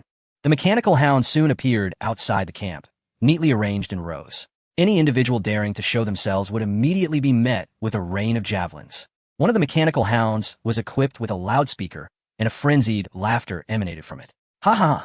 With the mechanical hounds procured from Eagle Sauce in the fray, Long Country is no longer our opponent. We, the White Elephant, are the true regional power. Long Country is unworthy even to polish our shoes. Long Country, leave Jiagu. Jiangnan is our territory. Colonel Gu clenched his fists tightly, a trickle of blood seeping through his fingers. Damn, when would this torment end? At that moment, a roar akin to a dragon's echoed from a nearby cliff. Colonel Gu swiftly turned to look, his eyes widening in shock. This was Chapter 43, 1 against 100. A massacre. The soldiers of the 5th Regiment gazed at the suddenly appearing mechanical beast, feeling as if a sea of blood was surging towards them, causing cold sweat to trickle down their backs. Was this also a mechanical beast procured from Eagle Sauce? When did Eagle Sauce develop such formidable mechanical creatures? And why were we completely unaware? This mechanical beast was evidently several times more powerful than the mechanical hounds outside the camp. Could we truly defend our position? It could even scale the cliff, rendering our strategically constructed defenses futile. Thankfully, it was solitary. Otherwise, if these mechanical beasts charged en masse, the camp would undoubtedly fall. Seeing the soldiers wavering, Colonel Gu quickly interrupted their discussions. Stay calm, form defensive formations, and prepare to engage. The soldiers shouted in unison, forming a circle back-to-back. Ready for battle. Colonel Gu swallowed hard, a hint of concern flickering in his cold gaze. With wolves in front and tigers behind, could the 5th Regiment truly hold the camp? The mechanical beast on the cliff leapt once more, lunging towards the camp. Observing the beast's limbs, sharp as daggers, and the 2 pale blue light swords suddenly emitted from its mouth, Colonel G's eyes widened in disbelief. Was it truly this fantastical? Is this truly a mechanical beast that could be engineered by Blue Star? If struck by that luminous sword, it would spell certain doom. Indeed, the Americans have secretly elevated their research capabilities to such an astounding level. How terrifying, truly terrifying. Colonel Gu gritted his teeth and roared. Prepare the spiked clubs. The warriors of the 5th Regiment promptly raised their spiked clubs, bracing themselves for a fierce battle against the mechanical beast. Yet, gazing at the steel-forged clubs in their hands, a wave of despondency washed over them. Compared to the luminous sword wielded by the mechanical beast, these spiked clubs seemed like mere primitive weapons. How could they possibly withstand such an onslaught? With a graceful leap, the mechanical beast soared directly into the camp, coming to a halt before Colonel Gu. The warriors instinctively prepared to charge forward, ready to sacrifice themselves. However, at that moment, a voice emanated from the loudspeaker mounted on the mechanical beast. Colonel Ye, do not panic. This is our newly developed Z-type mountain mechanical beast from Dragon Country. Your reinforcements. Fear not. With it here, the Jiaqing camp shall not fall.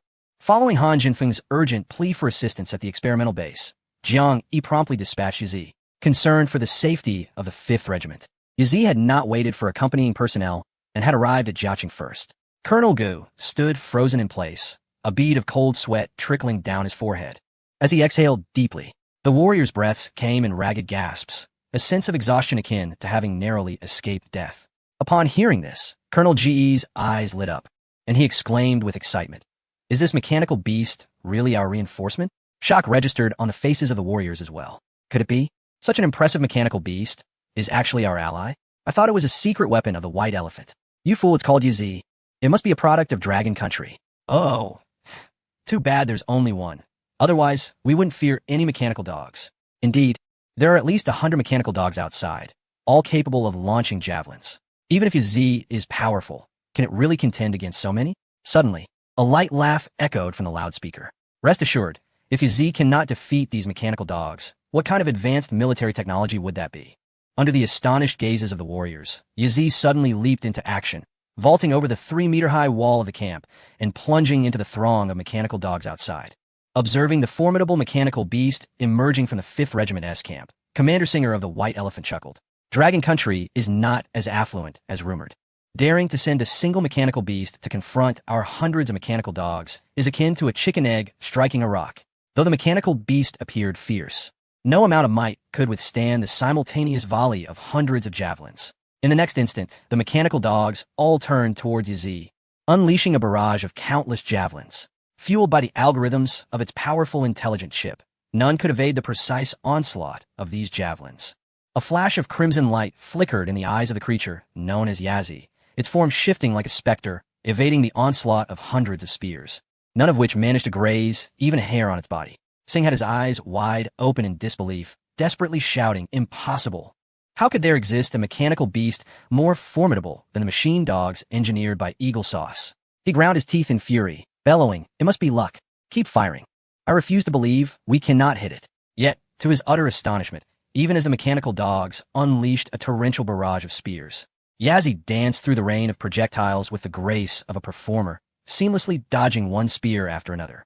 The spear launchers on the machine dogs' backs began to emit smoke from overheating, failing to capture even a fraction of Yazi's presence. Instead of retreating, Yazi advanced, charging through the deluge of spears towards the cluster of mechanical dogs. With a flick of its head, its dual-edged energy swords swept horizontally and vertically, cleaving through the mechanical beasts, leaving them severed in two. In an instant, dozens of machine dogs lay defeated on the ground. Singh collapsed onto the earth, trembling as he pointed at the rampaging Yazi, his eyes filled with terror as he exclaimed, "A demon!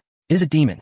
I refuse to believe such intricate mechanical beasts exist in Blue Star. This must be the mount of Lord Shiva. Lord Shiva, we were wrong. We beg for your mercy."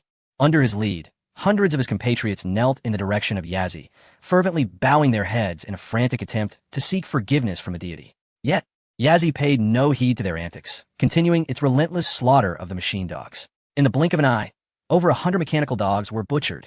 Indeed, it was a butchery. Given the agility of these mechanical dogs, they posed no threat once Yazi closed in. Yazi's encounter with these mechanical beasts resembled that of Mike Tyson facing a newborn infant, a disparity of dimensions. They could not even attempt a counteraction before being severed by the energy swords that Yazi wielded. What left the onlookers in shock was that after dispatching all the machine dogs, Yazi turned its attention towards them. The crowd was instantly paralyzed with fear, fleeing in a panic, leaving their equipment behind as a group of more than 10 squeezed onto a motorcycle. Dozens of motorcycles speeding towards the White Elephant camp beyond the valley. "Mother, I do not wish to die. Lord Shiva, please spare me," they cried. "Do not block the way, the demon is coming." Singh mounted atop a few of his compatriots, kicking away a motorcycle that had squeezed too close. "You all hold it off for me. I must go first." The 10 or so individuals on the motorcycle tumbled to the ground, incredulous as they watched Singh abandon them. A few men adorned with towering turbans brandished their tridents, screaming as they lunged fiercely towards Yazi, their strikes poised to pierce its form. Chapter 44. Unfazed by firearm assault. The Indians flee in terror. Clang! Amidst the fearful gazes of the onlookers, the trident effortlessly pierced through the bulletproof vests, striking the armor of the creature known as Yazi and igniting a spark. Even the 1,000 volts of electricity emitted from the trident proved ineffective against Yazi. It swiftly darted past several individuals, and in the next moment, crimson wounds appeared on their bodies, causing them to collapse feebly to the ground. Fortunately, the delay caused by these individuals allowed Singh and hundreds of others to return to the camp. All defensive measures were activated. They could not allow this monstrous entity to breach their defenses. The onlookers scurried about frantically, preparing their equipment as if their very lives depended on it. Singh was drenched in sweat, his eyes filled with profound terror. How could the Dragon Kingdom suddenly unveil such a formidable mechanical beast? With this creature stationed at Jiagu, it would become the Dragon Kingdom's private garden, leaving no place for the White Elephant. This cannot happen, otherwise I would surely face a military tribunal. A glimmer of madness flickered in Singh's eyes as he gritted his teeth and shouted, "The unwritten rules are null and void. Heavy artillery, aim at that accursed beast. I want to send it skyward." The crowd erupted in excitement upon hearing this. Indeed, conventional weapons may falter against this mechanical beast, but heavy firearms would surely prevail. No matter how powerful the beast, it could not withstand the onslaught of firearms. With just one heavy machine gun, they could reduce it to scrap metal.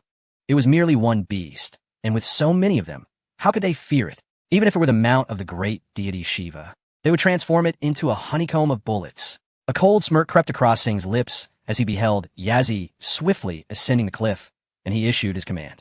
"Prepare the heavy machine guns. Aim at the mechanical beast on the cliff and unleash a barrage." The gunners promptly directed their weapons toward the creature, pulling the triggers with fervor. The sound of gunfire erupted a torrent of bullets cascading toward Yazi, creating deep craters in the cliffside. A flash of red ignited in Yazi's eyes. In the next instant, it leapt forward with a grace that defied belief, effortlessly evading the hail of gunfire, covering several dozen meters in a single bound. A collective gasp escaped the onlookers.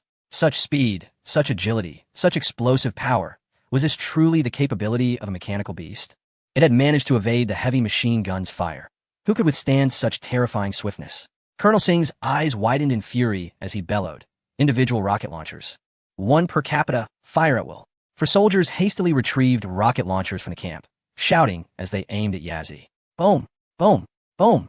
For bursts of flames erupted from the cliff, sending a cascade of rubble tumbling down and causing the earth to tremble. Witnessing this, Singh's eyes gleamed with hope. They had hit it. Under the dense barrage of rocket fire, nothing could possibly survive. What a formidable mechanical beast. Yet it pales in comparison to the wisdom of the white elephant. The onlookers erupted in cheers, some even dancing with unrestrained joy. However, in the next moment, the expression of delight on Singh's face transformed into sheer astonishment. The creature, Yaji, emerged from the flames like a superhero from a cinematic spectacle. Upon closer inspection, Singh was nearly propelled off the wall in terror. Yaji was unscathed, its armor gleaming brilliantly. How terrifying! Could this truly be a creation for Blue Star? The technology of the Dragon Kingdom is simply astounding. How could we ever hope to defeat them? Oh mother, I wish to return home. Amidst the cries of despair from the onlookers, Yaji leapt from the precipice, landing directly in the embrace of one of the spectators. With a sickening sound, as the man screamed, Yaji's tail lashed out, its three-pronged whip piercing into the chests of several individuals. They flew away like kites, their fates uncertain. Blood flowed like a river, and hundreds of spectators, heedless of the height, jumped from the wall like dumplings. Many broke bones, and the air was filled with wails of anguish. Yaji surged through the crowd like the harbinger of death, while the onlookers were unable to inflict any harm upon it. Witnessing the hellish scene before him, Singh, in a fit of desperation, scrambled onto a motorcycle. We cannot win. It is utterly impossible, with such a monster in existence. The stronghold at Jiagu is doomed to fail. Oh, the Dragon Kingdom is truly terrifying. I shall never return to Jiangnan. Hundreds of spectators, wailing and crying, crowded onto motorcycles, fleeing in a frantic rush. The camp of the White Elephant was devoid of life, save for Yaji, who stood silently in the aftermath. After a while, Colonel Ge, alerted by the commotion, arrived at the White Elephant's camp with his soldiers. Gazing upon the scene of carnage, with blood pooling and dismembered limbs scattered about, he gasped in horror.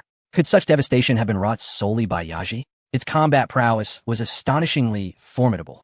Not only did it vanquish hundreds, effortlessly dismantling the mechanical hounds, but it also single-handedly penetrated the entire White Elephant camp. The White Elephant, in a state of panic, abandoned all equipment and provisions, retreating from Jiagu under the cover of night. Reflecting on the years of struggle against the White Elephant's ambitions in Jiagu, Colonel Gu sighed deeply at the thought of the fallen soldiers. If only Yaji had been developed sooner. He quickly reached out to the headquarters of the Western Theater, igniting a wave of excitement across the entire Southern Theater. What splendid news! The great victory at Jiagu. The White Elephant, which had long resisted us with sheer numbers, has finally been driven from Jiagu. What a relief for the heart. The sacrifices of our soldiers were not in vain. We have successfully thwarted the White Elephant's advance.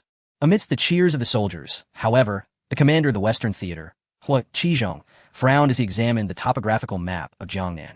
However, the White Elephant unexpectedly breached the unwritten rule of refraining from employing heavy weaponry, suggesting an insidious plot lurking beneath. Otherwise, even with 3 times their courage, they would not dare to disrupt the status quo. After much contemplation, Hua Qizhong issued a command: seize the White Elephant camp and advance 20 kilometers on all fronts. Dispatch the 2nd Brigade to assist Jiagu, fortifying defenses against a potential counterattack from the White Elephant. Soon, a substantial amount of supplies and equipment began to flow towards Jiagu, and the warriors of the 2nd Brigade commenced their arduous journey. At that moment, a communications officer rushed over in haste. Commander Hua, urgent intelligence.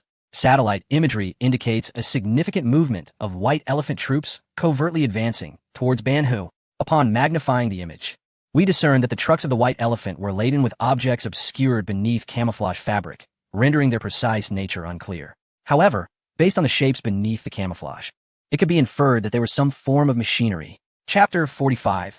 The White Elephant deploys miniature submarines. Qi Wang goes to war. Hua Qizhong narrowed his eyes slightly. Machinery? Could be more robotic dogs? Just how many robotic dogs had the white elephant acquired from the Eagle Nation? Or perhaps some other mechanical creations? With a decisive wave of his hand, he began issuing orders. Let the 2nd Brigade hasten to Banhu and commence the construction of defensive fortifications. Yes, sir. The communications officer promptly acknowledged the command and began relaying the message to the soldiers of the 2nd Brigade. Meanwhile, the commander of the White Elephant's Asa Brigade, Battalion 25, Prati, gazed over the vast expanse of Banhu with a cold smile. Excellent. We have arrived at Banhu ahead of the Dragon Nation. He turned to look at the soldiers pouring in behind him like a tide and nodded in satisfaction. It seems our plan in Jiagu has succeeded. The dragon people are completely occupied over there. They have no inkling that this is our ruse of misdirection. Immediately deploy the equipment into the lake. From this moment forward, Banhu will be the territory of the White Elephant, and none shall seize it.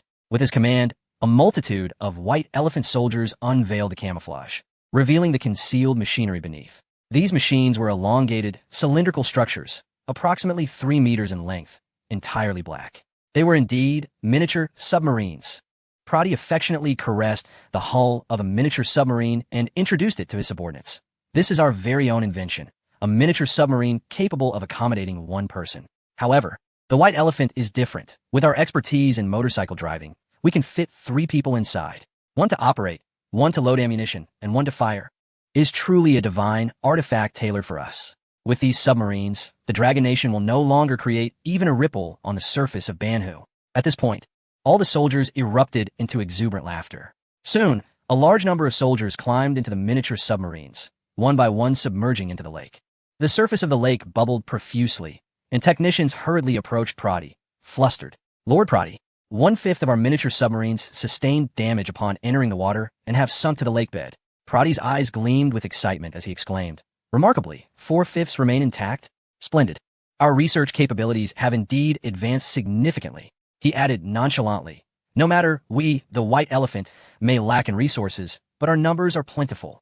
The soldiers who perished at Banhu shall be honored as martyrs for the advancement of our scientific endeavors. We shall send a few bags of rice to their families as compensation. They are worth no more. The soldiers of the 2nd Brigade in the Western Theater received their orders and swiftly arrived at the opposite bank of Banhu, taking refuge behind the fortifications that had long been constructed.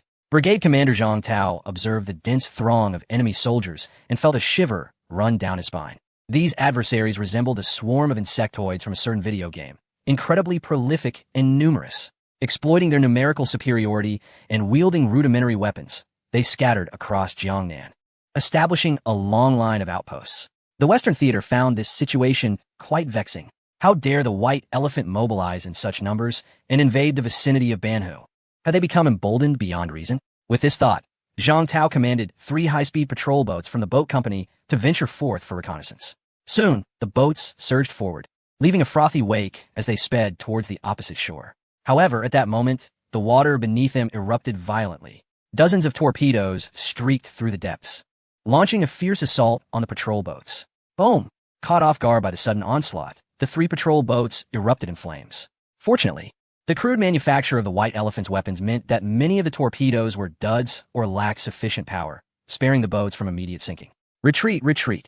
The 3 captains cried out, hastily directing their vessels back to shore to avert casualties. Zhang Tao furrowed his brow, his gaze fixed intently on the few mini-submarines slowly surfacing on the lake's surface.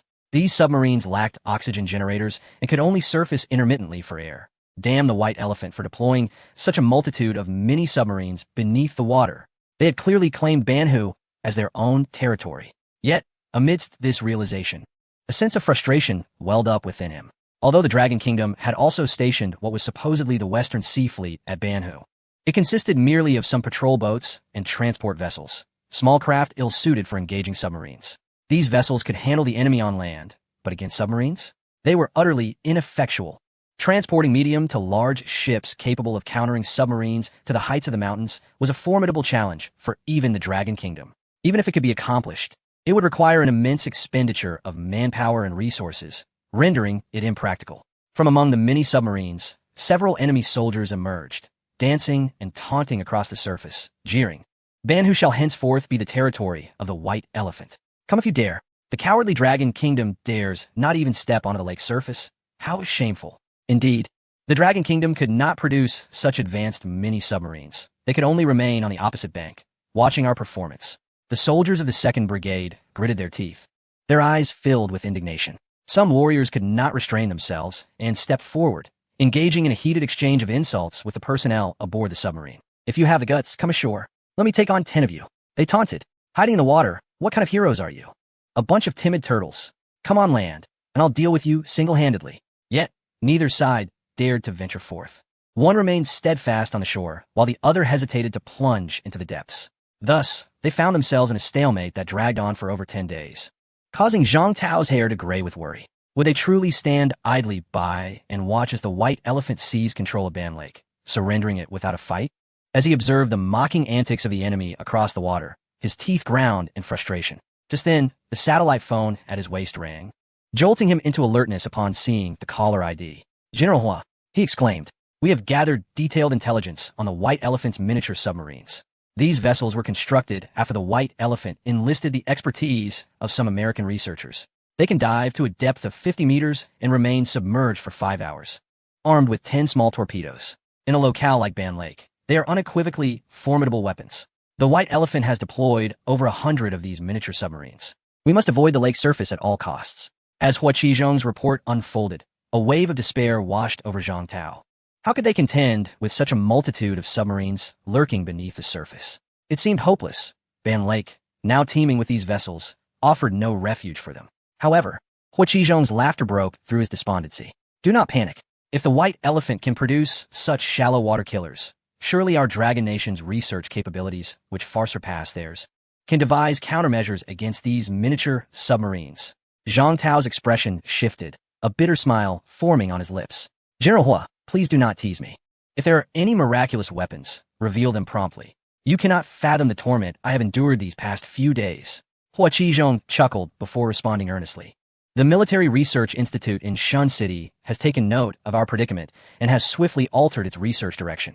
They have developed a groundbreaking mechanical beast named Qi-Wen." Zhang Tao's eyes brightened with excitement.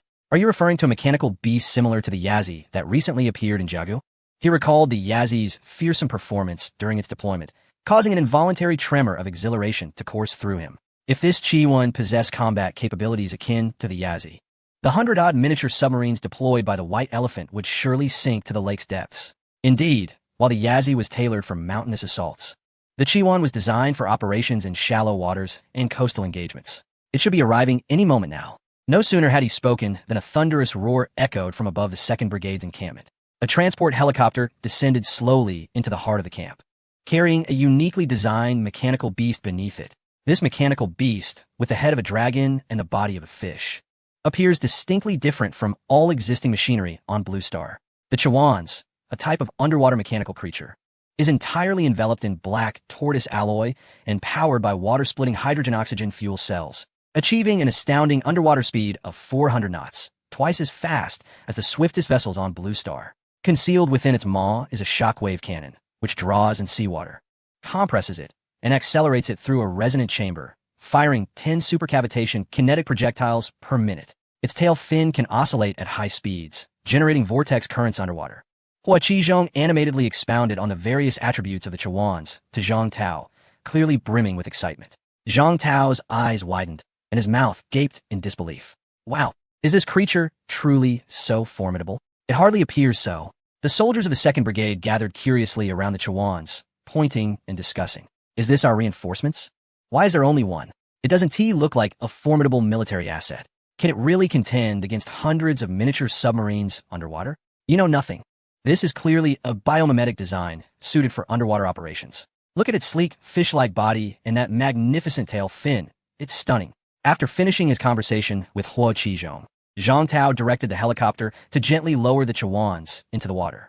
On the opposite shore, Prati observed the 2nd Brigade's actions and was suddenly engulfed by a sense of foreboding. He hastily grabbed his binoculars and peered across the lake, witnessing the deployment of a fish-like mechanical entity. Damn it, has the Dragon Kingdom moved so swiftly? Have they really developed a shallow water machine in just over 10 days? However, Prati scoffed, what kind of combat effectiveness could something developed in such a short time possibly have? This must be a hastily assembled distraction by the Dragon Kingdom to delay our occupation of Ban Lake. He rose and commanded his subordinates, prepare the underwater soldiers. The moment this mechanical fish is spotted, strike with full force. I want the Dragon Kingdom to understand that Ban Lake is firmly within the grasp of the White Elephant.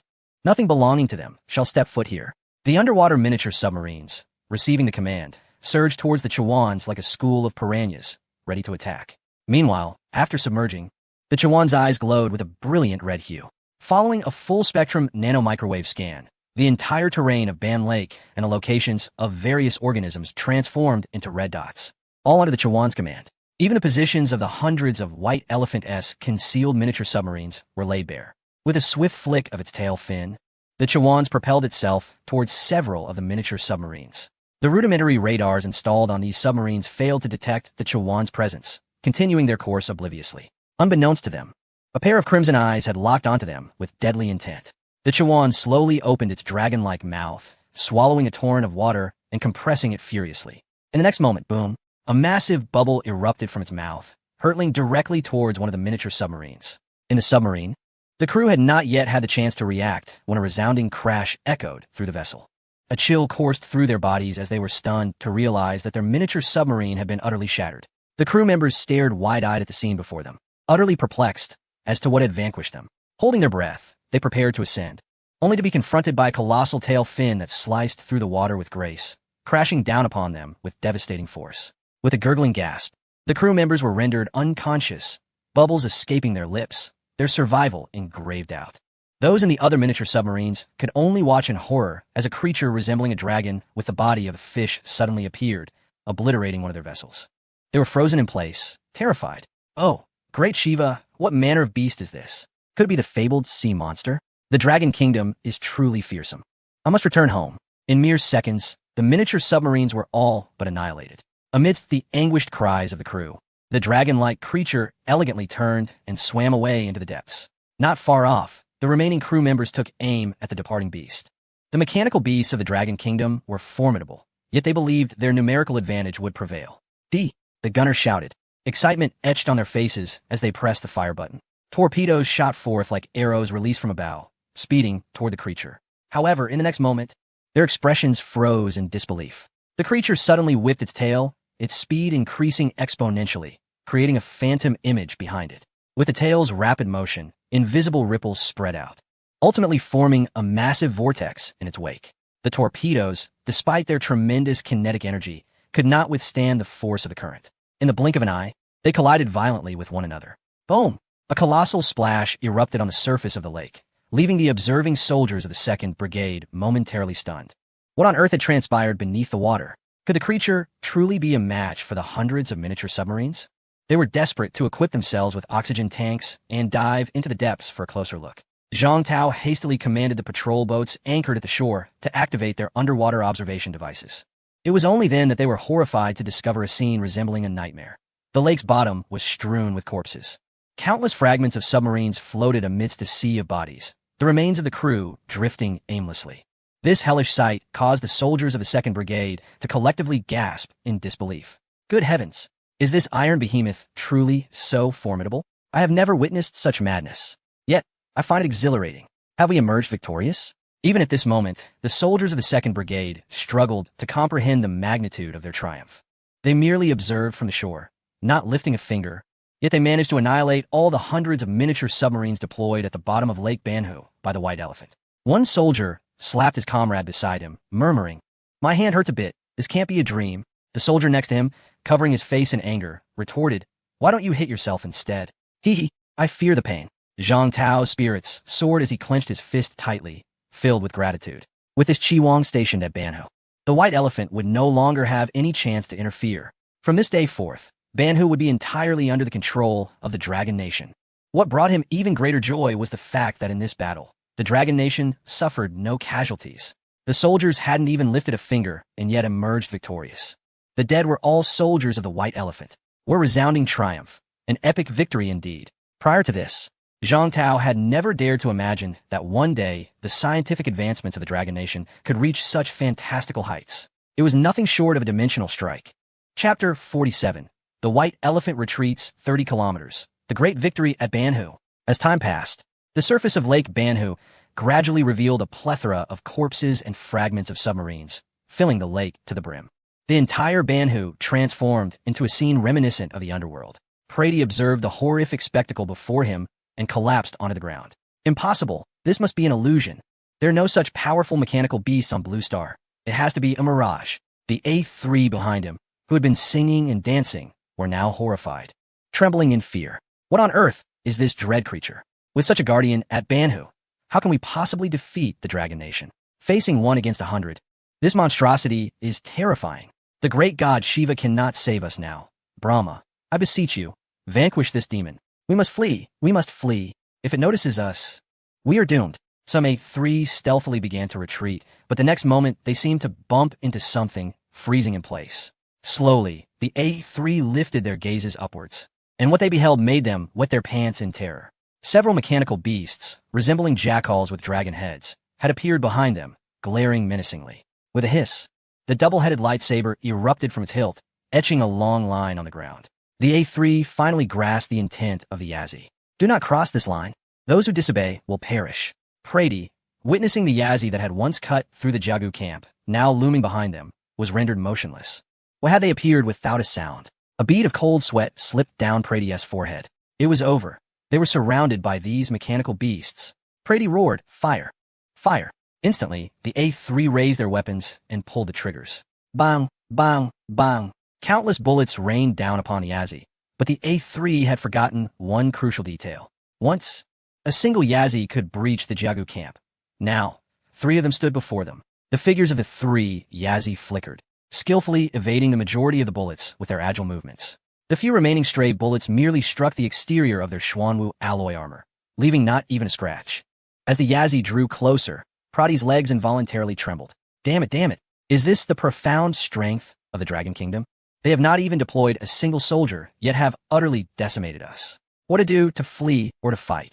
He yearned to command his troops to make a desperate stand, but considering the formidable record of the Yazi, he understood that none of his men stood a chance of survival. In the blink of an eye, one Yazi had already breached his defenses, its light sword flashing menacingly towards Prady's neck. Don't kill me. Sudanit. Prady suddenly fell to his knees, despair flooding his eyes as he slowly raised his hands. With a hiss, the light sword halted mere millimeters from his neck, a hair's breadth away from claiming his life. The remaining troops behind him, the A3S, also dropped their weapons, kneeling in surrender with raised hands. Respected citizens of the Dragon Kingdom, I, on behalf of the entire 25th Battalion of the Asa Coalition, surrender to you. Please, do not let these monsters unleash further carnage. Hearing the desperate pleas from across the battlefield, Zhang Tao could not help but let out a cold laugh. Since you plead so humbly, I shall show mercy and spare you. Ah, how villainous that sounds. Bring them all here and bind them. At the Western Theater headquarters, Commander Hua Qizhong paced anxiously. What is the status? Has there been any news from Banhu? The messenger shook his head. No news has come back yet. Hua Qizhong frowned. The geographical significance of Banhu is paramount.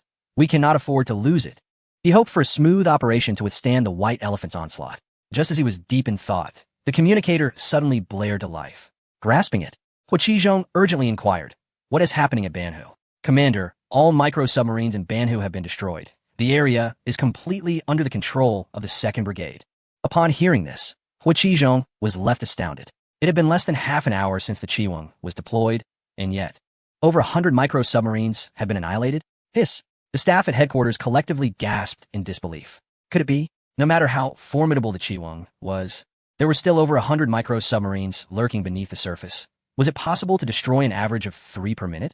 The underwater situation was ever-changing, and with so many submarines scattered about, wouldn't it need to search for them?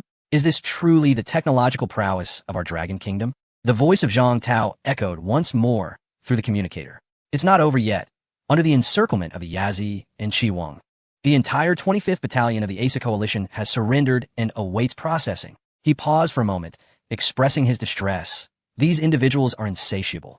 They consumed the entirety of the 2nd Brigade's provisions in a single meal. How splendid! This remarkable victory is a long-awaited piece of good news for our nation. With a beaming smile, Hua Qizhong reassured, do not fret. I shall contact their commander at once. After concluding the communication, he commanded coldly, get in touch with Commander Kumar of the ASEAN Allied Forces. This time, I intend to make the White Elephant bleed profusely. After contemplating for a moment, he instructed the communications officer, first, report this great victory. The people of our nation must be informed of this joyous news. The great victory at Banhu. Report from the Western Theater. Hundreds of white elephant soldiers captured in the Banhu area, with no casualties on our side. Following meticulous negotiations between our leadership and that of the white elephant, they have retreated from the Banhu area, withdrawing 30 kilometers. According to reliable sources, the Western Theater employed newly developed mechanical beasts in this battle, capable of delivering devastating blows to the enemy without ever leaving our territory. These mechanical beasts are exponentially more powerful than the spot robotic dogs developed by the Eagle Sauce's Lobster Company. Our nation has truly risen in the realm of intelligent machinery. Days later, major media outlets fervently reported on the great victory at Banhu, and countless citizens took to the streets, cheering with unrestrained joy. How wonderful! Back when I had not yet retired, I personally participated in the battle at Banhu. I witnessed my comrades being wounded and killed by the ASIN forces, a memory that lingers vividly. Finally, we have driven the ASIN out of Banhu. How many lives were sacrificed for this moment? The audacity of the ASIN. Banhu has always been our territory. What right do they have to occupy it? Did anyone notice the mention of mechanical beasts in the news? When did our nation acquire such formidable machinery? It appears the victory at Banhu owes much to these mechanical wonders. Our scientific research has indeed ascended to new heights. Long live our nation, long live our soldiers.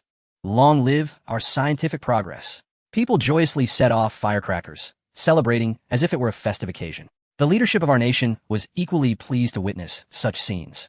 Only through continuous victories can the unity of our populace be ensured, fostering greater prosperity for our homeland. Meanwhile, in the western wilderness of Eagle Sauce, at the clandestine experimental base of the Whalon Group, several researchers donned protective gear, carefully using specialized mechanical arms to place a piece of uranium-235 into a vat of concentrated sulfuric acid. Chapter 48. Brain Domain Development 20, X-ray Vision for Wang Shanshan. Immediately, a plume of white smoke erupted from the sulfuric acid vat, and countless bubbles surged towards the surface. Not far away, dozens of other researchers fixated intently on their instruments, meticulously observing the chemical reactions of uranium-235 in the concentrated sulfuric acid. It has commenced fission. Indeed, a vigorous chemical reaction occurs between uranium-235 and sulfuric acid. This is perilous. The reaction is too intense. It is going to explode. Boom! Accompanied by a blinding flash of light, a colossal mushroom cloud slowly ascended, and an overwhelmingly powerful shockwave instantaneously swept across several kilometers. Within the depths of chaos, dozens of researchers and equipment valued at billions were reduced to ashes. All that remained was an unfathomable abyss. Observing from afar, AP, Whalon, and Powell were left agape, abruptly leaping from their seats. AP, his eyes aflame with fury, exclaimed, "I knew it. I knew this was yet another trap set by the Dragon Country. And now, we have inadvertently triggered a miniature nuclear explosion. Damn it. How am I to explain this to the American public? Should I tell them, oh dear, I merely conducted research on new materials and accidentally ignited a nuclear blast? That land will be usable again in a few centuries. I shall surely become the first leader in American history to be publicly slain by an enraged populace." At that moment, AP's phone rang. No, we did not conduct a nuclear explosion on our soil. Do you think we would be foolish enough to do such a thing? Just after hanging up on the Western Alliance, his phone rang incessantly once more. No nuclear explosion, no secret experiments. You're overthinking it. Damn it. Nations are questioning whether I have lost my mind. Whalon, crouching in despair, was filled with hopelessness. It's over, completely over. My family will certainly disown me. Great leader. Any formulas from the Dragon Country should no longer come my way. I truly cannot bear this any longer. It's all the fault of the intelligence agency. If it weren't for that damn insider feeding us false information, how could we have sustained such monumental losses? I command you to issue a kill order at once. I want that insider to meet a gruesome end. Powell's eyes brimmed with murderous intent. Such a blundering fool. More of a hindrance than a help. No longer warranted retention. Just as he was preparing to issue the kill order, Epi gently gestured for him to pause. Let's not act in haste. Although much of the intelligence he provided was erroneous, one thing is certain. He reported the latest developments in Dragon Country's military research promptly. Look at these two photographs. He produced two images, which Whalon and Powell quickly grasped. In the photographs, a bizarre and formidable mechanical beast towered over a group of Indian nationals, howling defiantly at the sky. This image had just arrived from the White Elephant. The mechanical creature was Dragon Country's latest secret weapon, named Yazi. Through our insider, we learned that its developer is none other than Jiang Yi. AP's gaze swept over Whalon and Powell as he coldly declared, Jiang Yi has only one insider, Li Yunfei. and we cannot afford to lose this singular source of intelligence. Li Yunfei must be retained and generously rewarded to ensure his loyalty to the Americans. Powell, transfer 100 million Eagle coins to Li Yunfei immediately and have him closely monitor Jiang E.'s research projects, providing timely reports. Understood. Powell quickly set to work. At the Military Scientific Research Base in Shin City. Ding! The success in astonishing the White Elephant soldiers yielded a staggering 10,000 shock points. Additionally, the White Elephant ASA Coalition's battalion commander was astonished, garnering 8,000 shock points, while impressing the high-ranking officials of the Eagle Sauce garnered 12,000 points. And the upper echelons of the Western Front yielded 5,000 more. The citizens of Dragon Country were also taken aback.